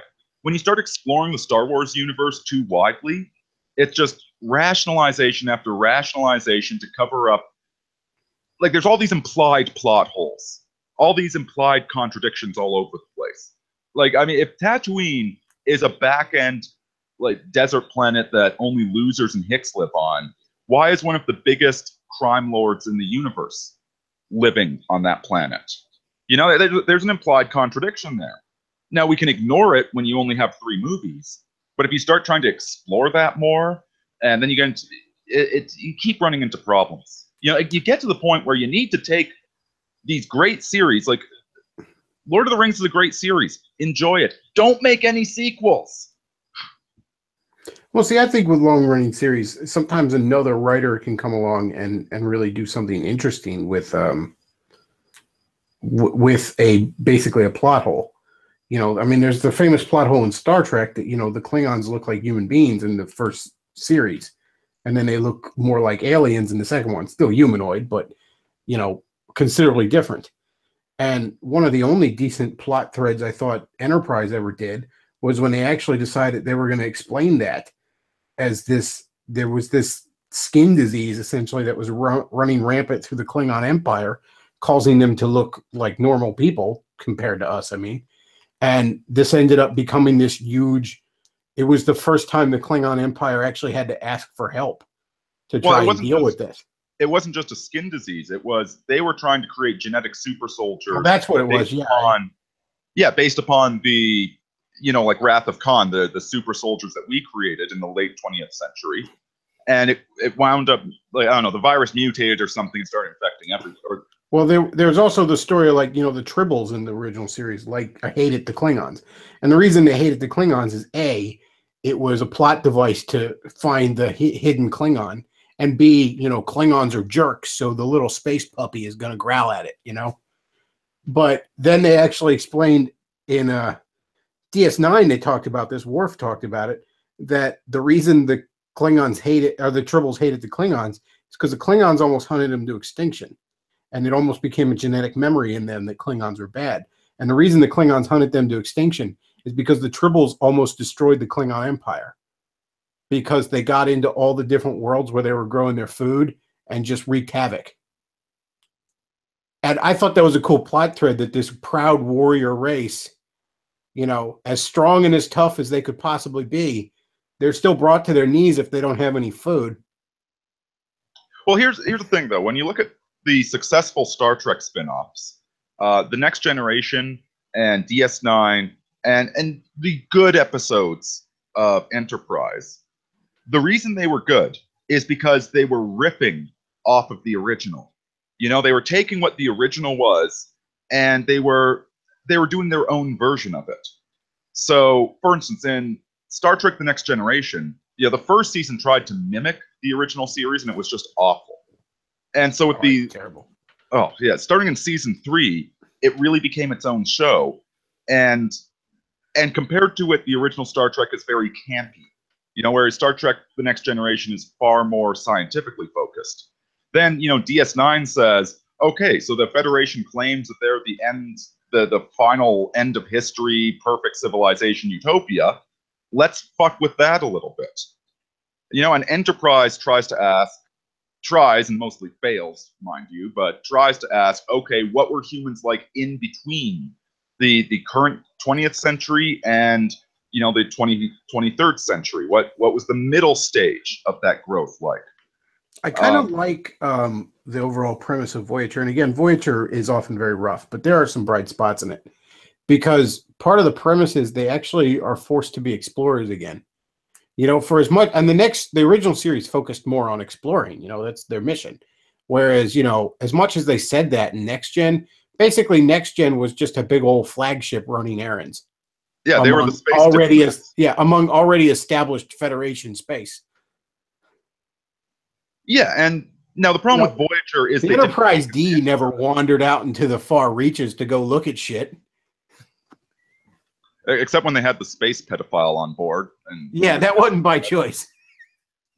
The problem with Voyager is that it should have been them as explorer survivalists, not the well-funded. Once in a while, but it just Voyager, I think, had the best premise of all of them. It had the most potential, and it really, really failed to live up to it. But just in premise, I mean, if you were just describing that show to someone who has never seen a single one of them, they'd think it sounds awesome. But ultimately, it often failed to achieve its potential. But nonetheless, because it was a new Star Trek, when they screw up canon in that show, it's mildly irksome, but it's a new show. It's a new spin on things. And the problem with the new movies that they're doing is that these aren't a new spin on the original series. These are just a flashier, shinier, newer version of the original series, without any real spirit to it. And the same thing goes for the new Star Wars movies, where, what the hell is it called? The Farce and Gorgeous is, which I totally stole from, what's that guy's name? E:*R on YouTube. He's hilarious. Oh yeah, his review of Force Awakens is fantastic. But it's a remake of the original movie. Okay, it's a flashier, shinier remake of the original movie that doesn't freaking need to exist. And all the expanded universe stuff with Star Wars, it it doesn't need to exist. It's continuing a story that was already completed.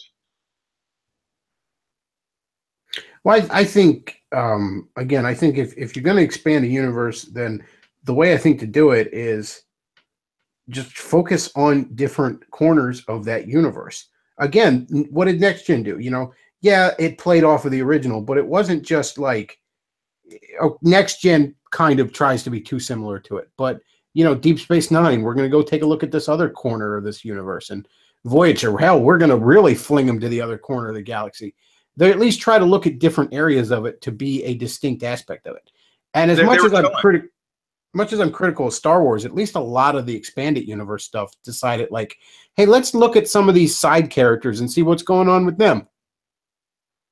You know, whereas like I think the prequels would have been better if like Anakin and Obi-Wan weren't even the main characters, if they were just sort of this little subplot brewing in the background while we focus on completely different characters.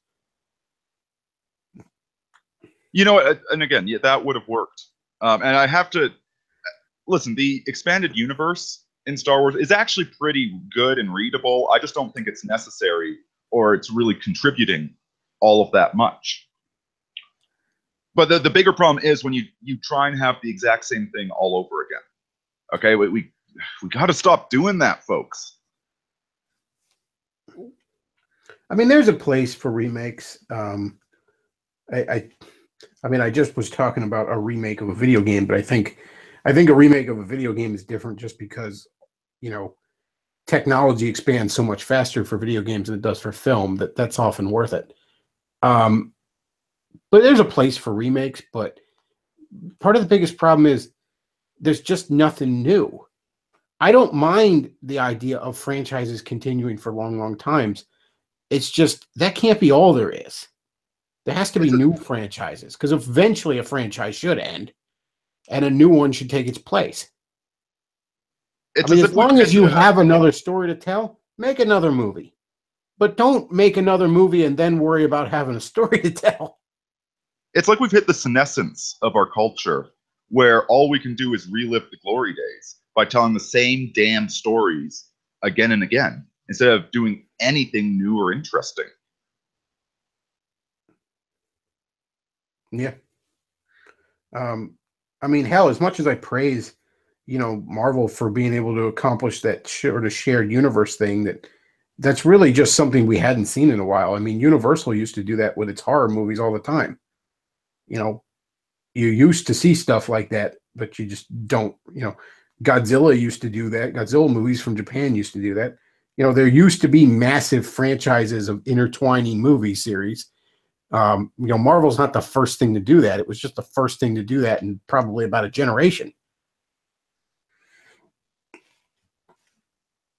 Well, and I do think the shared universe is, you know what, that's the original concept that Marvel's bringing to the table.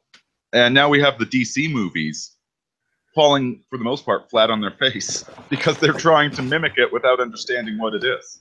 Yeah, the DC movies are, I mean, I liked Wonder Woman. I thought that was a damn good flick.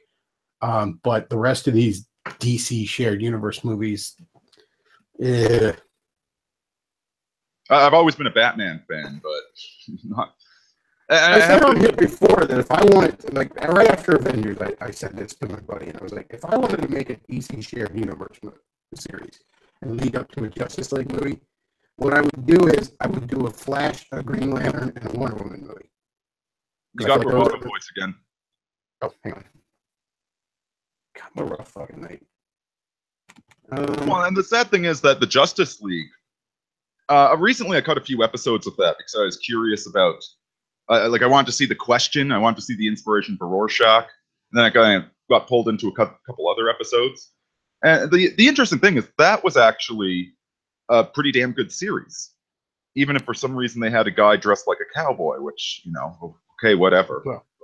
But they're really not achieving anything close to the kids' cartoon from the 90s. Yeah, the Justice League cartoon is superior. But, I mean, they start this basic... Yeah, Man of Steel is technically the start of this, but I don't think they even realized they were doing a shared universe at that point. You know, they started basically with Superman versus Batman. But, like, nobody who's ever going to wander into a Justice League movie needs to be introduced to Superman and Batman again.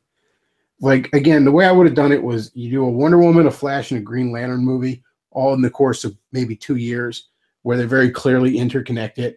And throughout all those movies, you just hint around to the fact that Superman and Batman exist in this world. You just acknowledge that those two heroes already exist, but you don't show them. Then you show them in a Justice League movie, because that would actually get some people kind of interesting. Like, I wonder what this version's going to be like exactly. And then, you know, but nobody who's ever going to wander into a Justice League movie doesn't know who the fuck Batman is. It's the exact same reason we don't need Spider-Man, the soy boy, Big Tau, forever alone, high school teenage jack-off. We know the origin story already. That's the other thing, movie. If these things kind of die down for a while, which they probably will, I mean, trends run their course. And let's say 10 years from now, they decide to dust those off and start making new superhero movies. I would hope at that point, you just don't rehash fucking origin stories again. Like, it just, if you're, we get it. If in 2025 they decide to make yet another new Spider-Man movie, just like have the origin happen in like fucking 5 minutes and then get to the good shit. That way you can actually do stuff we haven't done on the screen already. Well, and what do we get with Star Trek? We get an origin story. The first episode of the first movie, 2009, is an origin story. A very, very stupid origin story that nobody asked for, but an origin story. I mean, like, good God. Come on. And the weird thing about the 09 Star Trek to me is that the Spock from the old universe has somehow like fell through a black hole and ends up in this different universe. And it's like, imagine, you know, you get to your old age and then you fall into a parallel universe where everyone you know is a whiny teenager. And there's always a light shining in your face for some reason. I would shoot my teenage self. I just, you know, it would be so demoralizing that I'd go from Catholic to nihilist in like 0.2 of a second. And then I'd shoot my younger self just to cause a universal paradox and for shits and giggles to see what happens. You fix this God I no longer believe in. It's so different though. I don't even think it's meant to be like old Spock's past. I think it's just meant to be a different universe. And that's why, like, in the second movie, they contact old Spock about Khan, and he's like, I said I wasn't going to interfere in your life. And I'd be like, why? Why'd you just decide to go live in a cave? Why don't you just hang out with the other, you know? I mean, this is already not your past. You know, your planet blew up. You already know that this, even if you thought this was the same timeline, it's clearly not now. Here you have this opportunity to go back and, man, I wish I knew then what I knew now. You have this frickin' opportunity, and that's a Star Trek plot right there. I mean, like, old Spock, listen, you've already changed the future. You've already caused a paradox. Okay, well, let's roll with this. That's a Star Trek plot. What if I could go back in time and tell myself stuff I didn't know then? What if he warned him about Khan and something entirely different happened because of Khan? I don't even think that it's meant to be. Like I said, I think it's meant to be just a separate universe. So I think that alone opens up the possibility of, what if you could go back in time and not have to worry about time paradoxes? What if you didn't have to worry about changing your timeline? What would you tell your past self if this was just its own separate thing? Yeah, if anything, you'd think he'd be a constant mentor. See, as soon as we start talking about what it's intended to be, we're thinking about it way more than, was it Juju Abrams that did it? Yeah. Yeah. So, I mean, I like him and Joss Whedon. I swear to God, one day they're going to have a love child, and that love child is going to create an expanded universe where Marvel, DC, Star Wars, Ninja Turtles, and Captain Kirk all fight side by side against the forces of Cobra. I mean, Jesus Christ, I'm so done with these soy boy directors. Could we please just start boycotting, you know, sad Josh Whedon and Juju Binks? Can we please?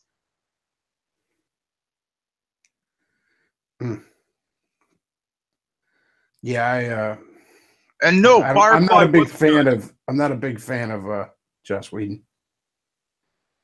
I've never been impressed with Joss Whedon. I mean, Be honest, I think Firefly is a little overrated. It's good. It's really good. It's not this. It's not this amazing thing everyone makes it out to be. I mean, people cannot stop sucking that show's dick. The only reason is because that's a good show that got canceled before its time. That's why everyone's obsessed with it. It's not the greatest fucking thing that ever was. You know, for all that we talk about Japanese culture being destructive, they produce stuff like Cowboy Bebop. Yeah, and Cowboy Bebop is light years beyond Firefly. It's the same thing, but light years beyond it. Yeah, I don't even like anime, and I like Cowboy Bebop. That's the thing. I don't like anime, but there's a lot of animes out there I enjoy. There's a lot of really good creative animes out there. And yeah, I'm often harder on. To be honest, I'm more just annoyed by anime fans. And yeah, also some of the more popular ones like Naruto and Dragon Ball Z, I think are absolute fucking cancer. They're kids Dragon Ball shows. Z, I think is dog shit. These are all kids shows in Japan. Stop watching children's programs just because they're Japanese. I had a roommate who was huge into Dragon Ball Z, and like, I mean, he'd watch it every fucking day, and I'm like, this is ass. I had a buddy that liked it, you know, when we were in high school. You know, he doesn't watch it anymore. I had buddies that were so into it that like every time they'd fart out a new really, really terrible Dragon Ball Z fighting game, they'd like be playing it for days on end and shit like that. Like I couldn't even go over to their house because all they're doing is playing this shitty fighting game with characters I'm not familiar with. All right, so Filter021 says, Bechtloff, do you think that Joss Whedon and Nita Sarkeesian had an affair? I don't have any evidence for this, but if I was a betting man, yeah. Well, I wouldn't. And I think I'm a Catholic, and we have a very strict definition of sex. But whatever might have transpired between those two, maybe you could find on Pornhub, but I wouldn't call it sex. Well, whatever it was, I'm sure fucking. I wouldn't be surprised if Macintosh watched. Macintosh in the shadows. Yeah, I really would not like. Those two were kind of cozied up to each other, and I really would not. I mean, look, Joss Whedon's the kind of guy who he uses this shit to try and get in women's pants. Oh, and that's right. Anita is too old for him and the wrong hair color. I mean, yeah. I really would not doubt there was something that went on between those two. Let's see what's going on in the chat. Oh, we got Jimmy Joseph Hayden again. He's just a Hayden. He needs a hobby, and his hobby is Hayden. His hobby is the caps lock. Caps lock. It's like cruise control for awesome on the internet. Let's see what we got going on in the chat here. Somebody says, actually, I like Han Solo being a bullshitter better than what's canon. Oh, absolutely. Well, except that in the new movie, it's now canon that him and his creepy hairy friend creep on high school girls. You know, like that's the new canon. Yeah, I always thought, and don't get me wrong, it's kind of did make sense when I watched the movie, but I always thought, like, as I was watching the trailers for that it was really sad that, like, you know, Han Solo isn't like a general or a king now. He's still some loser driving around in his space Camaro with his buddy. Like, and in the expanded universe, he is a general and a family man, and he stopped sleeping with a gun under his pillow when his daughter woke him up in the middle of the night, and he accidentally pulled it on her, and they scared the crap out of each other. I also in episode 7, I actually really, really liked the character of Darth Autism. I don't remember what his name is, but the guy with the faggy like lightsaber that's all fucking jagged and it's got the lightsaber hilts, which is stupid. Which, by the way, there's actually a really cool explanation for that in like some sort of bullshit like Star Wars books or something. Like, you know, they sell those books that like give you the fake schematics of like space weapons and shit like that. Supposedly, the crystal in his lightsaber that makes the lightsaber beam is cracked. which is actually a really good like metaphor for him. So they probably should have put that in the movie. And that's why his lightsaber beam is all like jagged and erratic. It's like, really fucking sad. Like this is what troubles me, is that we have these other really creative people that instead of making their own universes and having movies about that, they're writing derivative fiction of some other guy's universe that didn't bother thinking about any of it. It's like Star Wars does not deserve anybody to come up with an explanation as excellent as that. Okay, Star Wars has not earned that. Yeah, it's such a good explanation because it's plausible enough. I mean, it's as plausible as a lightsaber itself, and it also has, you know, a metaphoric element to the character itself. But like that character, I genuinely found interesting because, and maybe this is just my comic book background, but I like the idea of a villain who is brought down more by his own character flaws than by the actions of the heroes. I mean, this guy is insanely powerful. He's more powerful than Vader ever fucking was. He's more powerful than the Emperor ever was. You know, he's got the fucking blaster blasted midair like it was nothing. Like that meant jack shit to him. Roboto voice. Oh, God damn it. One day I'm just going to do the stream entirely like that and not care. We'll just pretend it's AM radio. Fuck, I hate this. I'm having a rough night with this stream. Oh, man, I just got a new phone, and for now it actually fucking works. And I know it's going to stop working, though. I know that in 6 months or a year, I got the semi-rugged model of phone. But anyways, I was just saying that I got a new cell phone recently. It's a semi-rugged one, so it doesn't have as much memory as I could have had in it because it's designed to, you know, not break easily, which is useful for what I'm doing right now. But I know that in a year or a year and a half or whatever, that shit's not going to work on it. You know, I'll try and record audio, and during the middle of one of my best videos of all time, the audio will stop recording for no fucking reason that I can possibly discern. I know that day is coming. And, yep. Well, welcome to modern technology. It just stops working for no freaking reason whatsoever. You know, I did not have any problems with this bullshit until I started using Chrome, because I have to use Chrome for the Hangout. And I've actually looked at, like, I could have fucking whatever the hell Internet Explorer is called now, Explorer or some shit, and Firefox running, and they wouldn't take up, the pair of them together wouldn't take up as much fucking, you know, memory or whatever as running Chrome does. I don't know what the fuck Chrome's problem is, but it just, yeah, I don't know what the hell's wrong with Chrome, but I'm stuck using it to live stream. So, jeez, remember back when you could use any of the internet browsers to browse the internet? Now yeah, you have how about that? Yeah, now you have to have 3 installed because everyone is hostile with a different site. Yeah, remember when I could use YouTube features on a browser that wasn't owned by Google? You know, don't we have antitrust laws in this country? You know, I'm not the biggest fucking fan of them in the first place, but if we have them, let's use them. You have to have the VidMe app installed on your phone to watch VidMe vids because they won't load in any of the 3 browsers I have on my phone. It's fucking bullshit, man. I mean, they gave Microsoft so much shit a few years ago for way less monopolistic practices than this shit. But anyways, getting back to Darth Autism, and I don't even remember the character's name, and I don't care. But he is my favorite movie Star Wars villain. Because again, he is insanely powerful, and he's brought down more by his own faggotry than the actions of the heroes. Like, you know, he has literal autistic meltdowns. Like he just loses his shit and goes all Jonathan Ross on us.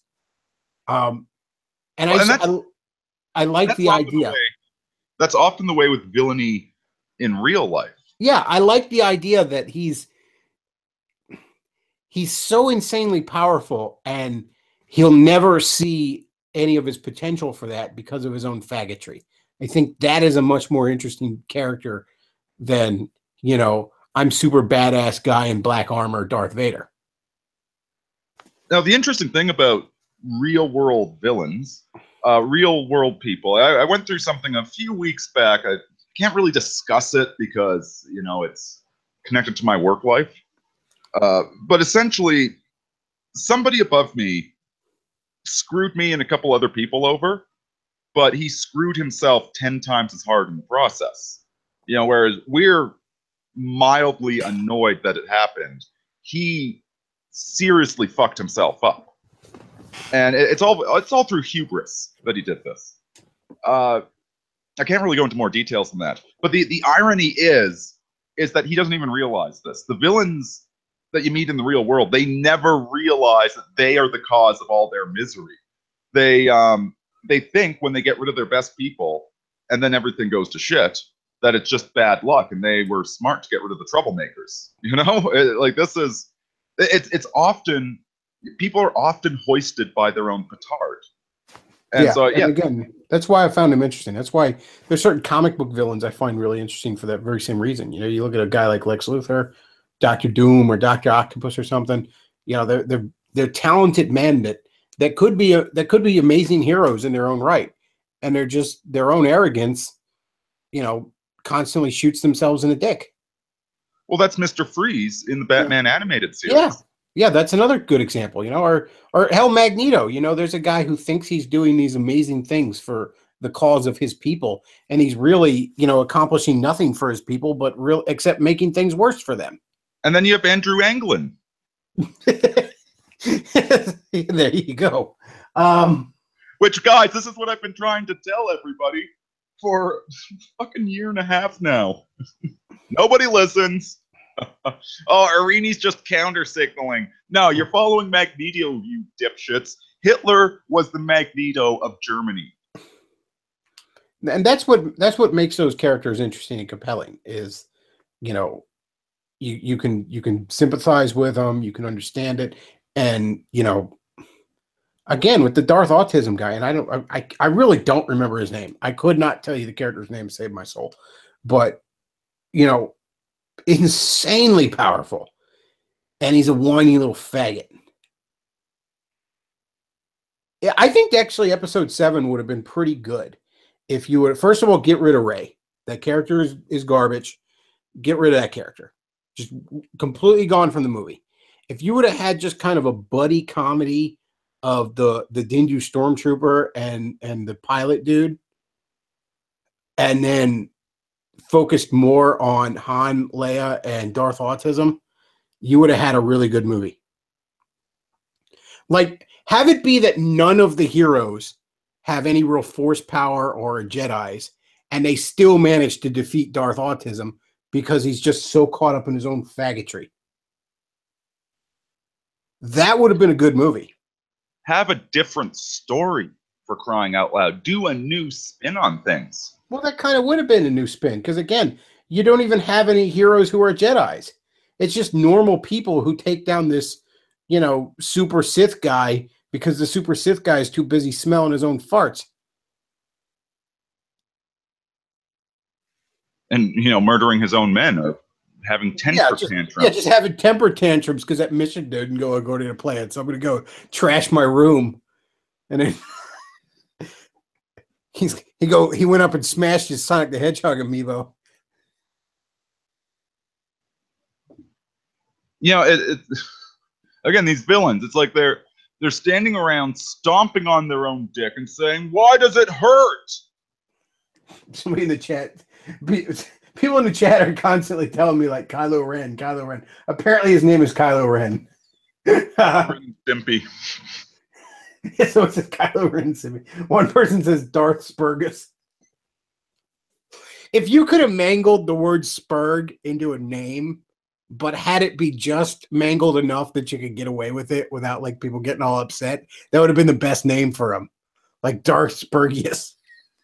Now, here's another thing with these series that refuse to die is with Star Wars, it's all these pseudo-Latin names that they keep inventing for everybody.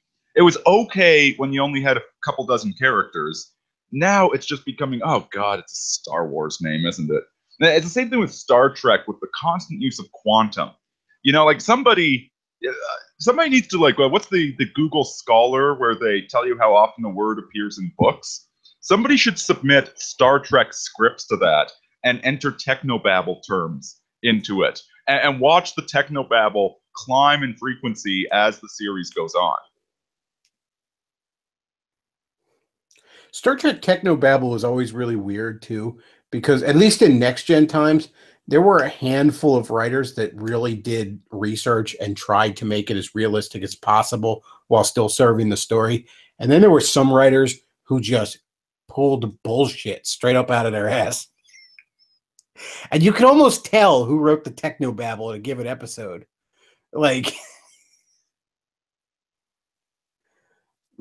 if you're SF Debris, you literally can. Like, there's times where it's like, okay, this guy kind of based this off of real theories that he had read. And then there's times where it's like, yeah, it's the quantum flux drive that did a thing. They got away with it. It's Phaeton radiation, man.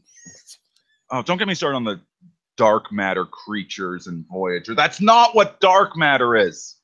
Good. I'm willing to overlook the fact that nebulae, you can't actually see them when you're inside of them, because they're about a billionth of as dense as air is, or something ridiculous like that. It's nothing but little tiny particles in space that from our distance kind of look like something. If you're close to it, you can't see it. No, these are special nebulas. Oh yeah, they're quantum nebulas. We haven't seen these nebulas yet. They're dark matter nebulas. From Earth, all of them are right behind stuff. Completely forget the fact that the reason they call it dark matter is that it does not radiate on the electromagnetic spectrum. There is no, but no, it's a really dark rock. That's what dark matter is. It's like coal is a form of dark matter. It's what Nibbler poops out in Futurama. See, Futurama has, sometimes they have more consistent and better science fiction than the later Star Treks do. Same with Rick and Morty. Oh boy, new episode tomorrow. Oh, by the way, if you like Star Trek, I would actually highly suggest watching The Orville, Seth MacFarlane's new show. Is it out? Yeah, the first episode came out Sunday, and episode 2, I guess, will be this week. It is, I mean, obviously it's a comedy, primarily, but it's extremely good. So supposedly Seth MacFarlane's dream for a long time had been to make a Star Trek show of his own, and I mean he's done just that now. It's fantastic. It's without even having seen Star Trek Discovery, I am content to say that it's a better Star Trek show than Star Trek Discovery. Well, Galaxy Quest was the best of the TNG movies. Yes, I had a tweet about that a while ago where I said, like, a Galaxy Quest is a better Star Trek movie than most of the Star Trek movies. And it also cures the odd numbers suck rule. And Guardians of the Galaxy is a better Star Wars movie than most of the Star Wars movies. Oh God, it is, and I didn't even like that movie. And can I just go on the record yet again as saying that Howard the Duck always sucked? It wasn't Spielberg or Lucas's or whoever's fault. I'm going to say that Howard, as a comic book, Howard the Duck was very overrated, but it was. I can see why people like it. It just, I don't think it's aged as well as people think. It's almost too timely too. Like Howard the Duck the comic book tries to be such a quote unquote, critique on modern society that like a Howard the Duck series from just 10 years ago feels dated as fuck. I mean, I could read original Stan Lee and Steve Ditko Spider-Man from 50 years ago, and it doesn't feel as dated as a Howard the Duck issue from 5 years ago. I mean, I got sold on it being this edgy, countercurrent, dark and gritty, but it's Donald Duck wandering around next to Spider-Man, and I'm like, what the hell is this? Sorry, I'll take the flaming carrot. Thank you very much. It's Is that overrated. too obscure? I know what the flaming carrot is. Actually, You know that he's actually Jim Morrison. one of the earliest comic books I ever remember buying with my own money was it was in a back issue bin. It was a Teenage Mutant Ninja Turtles Flaming Carrot crossover. Now that would be awesome. Which was surprisingly pretty good. His superpower is that he has a gun.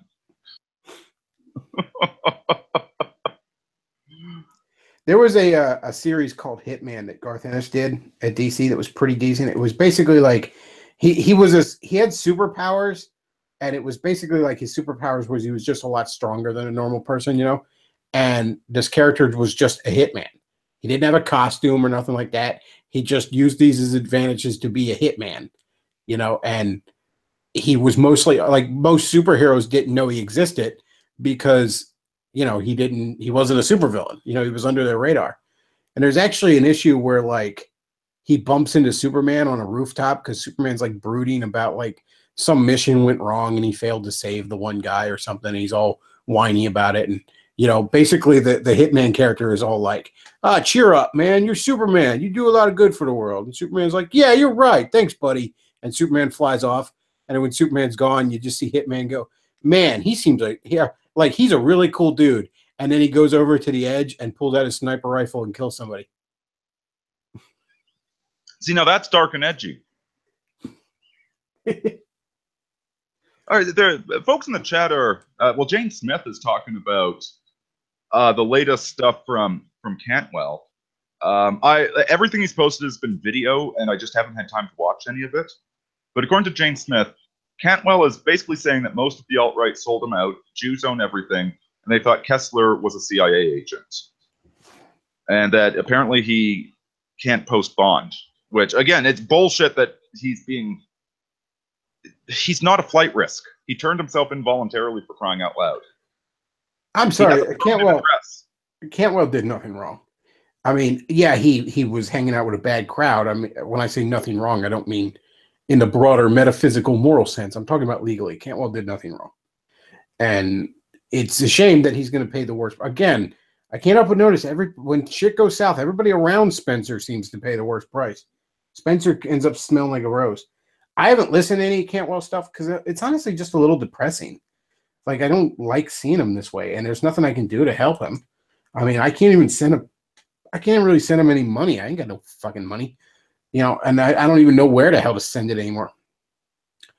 So yeah, I haven't really followed it, but I mean, if he feels like he got thrown under the bus and sold out, he's right.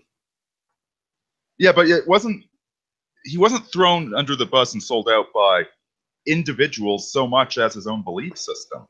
I mean, even now he's in prison for basically having unpopular opinions. Yeah. And he is screaming unpopular opinions even louder. Dude, what the hell are you doing? Well, let me put it this way. To be in prison for unpopular opinions and scream them even louder is either incredibly foolish or incredibly brave. And given that Cantwell is surprised that it's going badly for him, I'm going to have to say it's the incredibly foolish option. Yeah, he's not like, you know what? It's getting locked in prison gives you a bit of a voice. If you can get your words out, it's, you know, you get locked in prison and you can write a manifesto about whatever the hell you want and people will actually read it. And if you sat down and wrote a reasonable manifesto, you know, a lot of people would say, well, I don't completely agree with that, but why the hell is he in prison? But I mean, I know I haven't heard any of the videos, but it's like, dude, I don't think what's the kid's name again? The leader of the guy that used to be a member of frickin' Occupy Wall Street, for crying out loud. Oh, I know who you're talking about, but I don't really know his name. Who cares what his name? Kessler or something like that. You know, I once met Kessler in 6.2 parsecs. I highly doubt he's a CIA agent. I highly doubt he's receiving money directly or indirectly from George Soros. He's just one of the early rabbit converts because there is a K-shift happening right now. And if you don't manage the K-shift correctly, like one of the problems that happened in Germany is that after, like, the reaction to the 1920s was so hard that the most ardent members of the Nazi Party were R-types. 10 years ago, they would have been running the brothels, or at least they would have been regular customers at them. Now you're putting those guys in charge of prisoner camps, and you're wondering that you're having very, very, very high death rates from those camps. It's not a surprise. When the R-types convert to conservatism, to traditionalism, they don't lose they maintain all the same personality flaws. And so, yeah, so they think it's really cool to dress up like Nazis, to, scream and make a lot of noise and have protest marches. And basically, they are the ones that destroy the movement or undermine the movement. There are a few things more dangerous, in my opinion, than when an R-type adopts quote-unquote right-wing views, because I just feel like they always pervert them to the worst possible thing they could ever amount to. You saw this with libertarianism. You saw this with, mainstream conservatism becoming neoconservatism. And you're seeing this with the alt-right. One of the big themes in that the alt-right started off with was the theme of masculine honor, and them's fighting words. You say that to my face, you'll get a fist to the, there's that K-type sense that if you don't provoke somebody, unless if you are willing to deal with the consequences, don't come into my area and piss all over my front lawn, because I'm not going to phone the police. I'm going to subdue you, then phone the police. All right. But when the R-type adopts that, the R-type becomes I want mob violence. So the R-type can never do anything on their own. They always need a crowd of rabbits around them to do the same thing. And so they will get a crowd and become very violent. You see this with union protesters, for instance. What's that guy's name? The Montreal comedian turned right-wing commentator? Gavin McInnes. No, not. He's more right-wing than Gavin McInnes. I'm not sure then. Shoot, it's on the tip of my tongue. He likes to dress in drag and go and pretend to be a tranny. Crowder? Crowder, yes, Crowder. There's that union thug that assaulted him when he was reporting on a union protest. That's the sort of mob violence you get out of rabbits. But that mob mentality is infesting the alt-right. That's the basis of TRS. That's the basis of, the Unite the Right rally. It was a mob, not a speaking engagement. It was a freaking mob. You didn't see Jordan Peterson there, now did you? Well, I mean, you're just counter signaling. When I'm just jealous of Anglin because he's more popular than I am. Yep, that's what it is. There's another term for counter signaling. It's called disagreeing. And it's just blind luck that all of my counter signals are constantly proven correct. Yeah, well, that doesn't mean, just because you're right doesn't mean anybody wants to hear it. Oh, and the fact that I'm right, I'm only right so I can lord it over people. That's the only reason. It's all about my egotism. That's why I'm right all the time.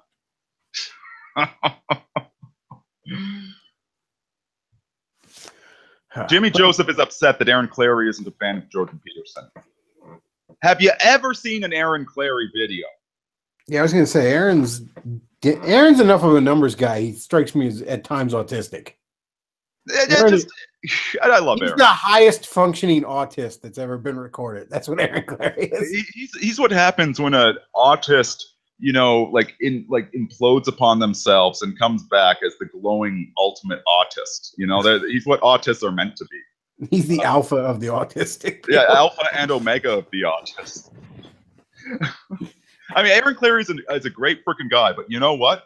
He doesn't like speculative horror stories, and he doesn't like Jordan Peterson, and of course he doesn't. You know what? Davis Arini does not like Animu. Davis Arini, what else does it? I don't like a lot of things actually, but if I happen to say one day on Twitter, yeah, I don't like that thing, are you freaking surprised I'm Davis Arini? You know, somebody asked, who was it? It was Race asked, hey, Bechtloff, can Davis Arini ever have fun? My fun is ruining the shit that you enjoy by exposing it for what it is. That is my fun. So yes, I can.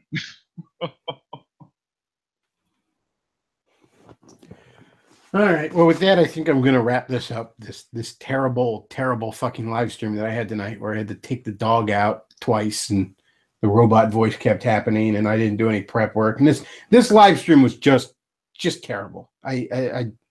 You should all thumbs it down. Just, I might even delete it. I hate everything about tonight's show. Fuck it. Hate, troll, and unsubscribe. Yeah, please, please dislike and comment about how I should kill myself in real life.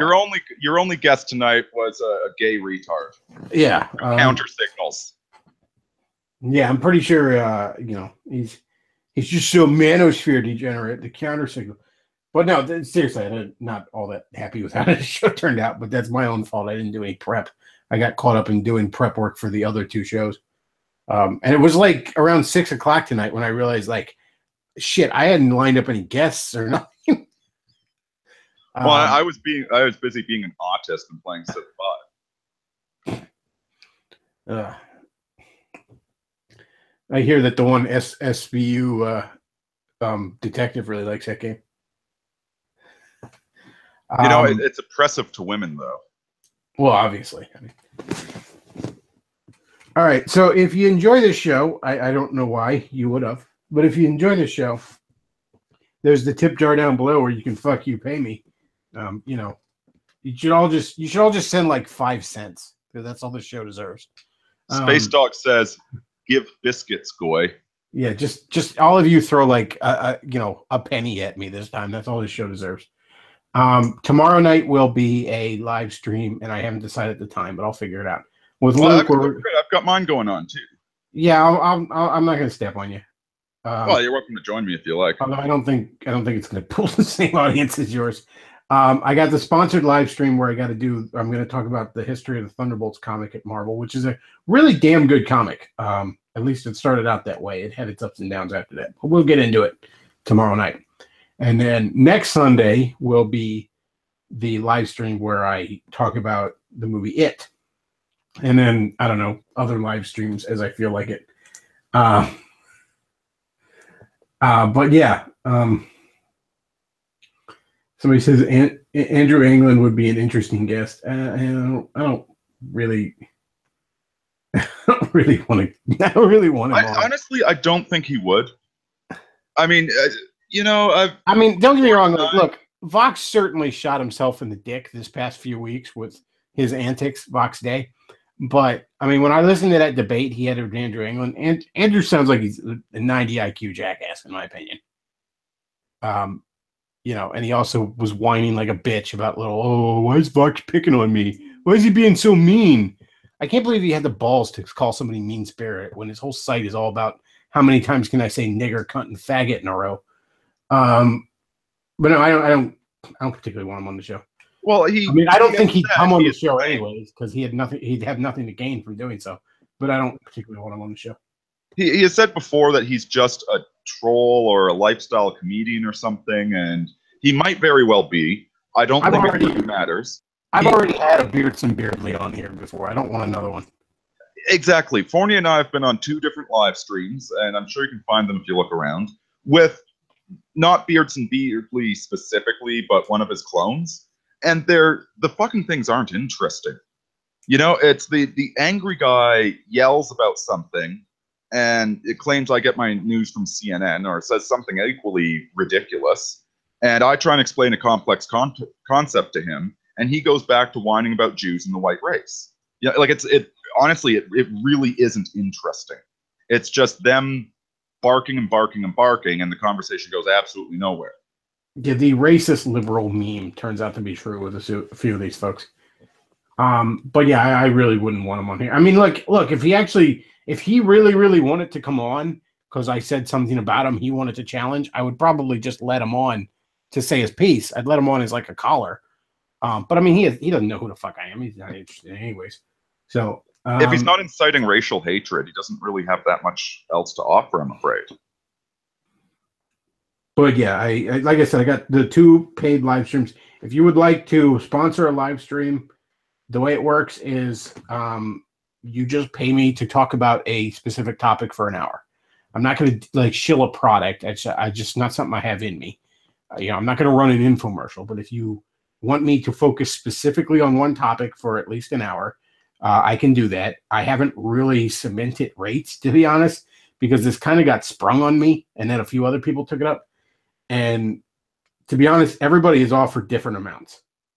But because I haven't cemented rates, that means I'm negotiable. Space Dog will do an hour of speaking in exchange for a hoof filled with peanut butter. But yeah, if you have a topic you want me to cover for an hour, I mean, I'm not gonna take your money if I don't think I can make an entertaining hour of it too. That's the other thing. I just won't agree to it if I don't think I can give you your money's worth. But yeah, there's that. And if you enjoy the show, although tonight I don't know why you would have, like, comment, subscribe, tip jar down below. And that's all I got for tonight, folks. I want to thank you all for listening. Yeah, somebody just said, Bechtloff, what is your rate for talking about your bowel movements for an hour? We're talking about Star Wars. Isn't that close enough? Yeah. I mean, I already did one on Lindsay Ellis, so. But that would probably be a lot. Although, I'm not going to say I don't have my price. All right, folks, that's all I got for tonight. Thanks for listening. Davis, thanks for being on. And Bechtloff out.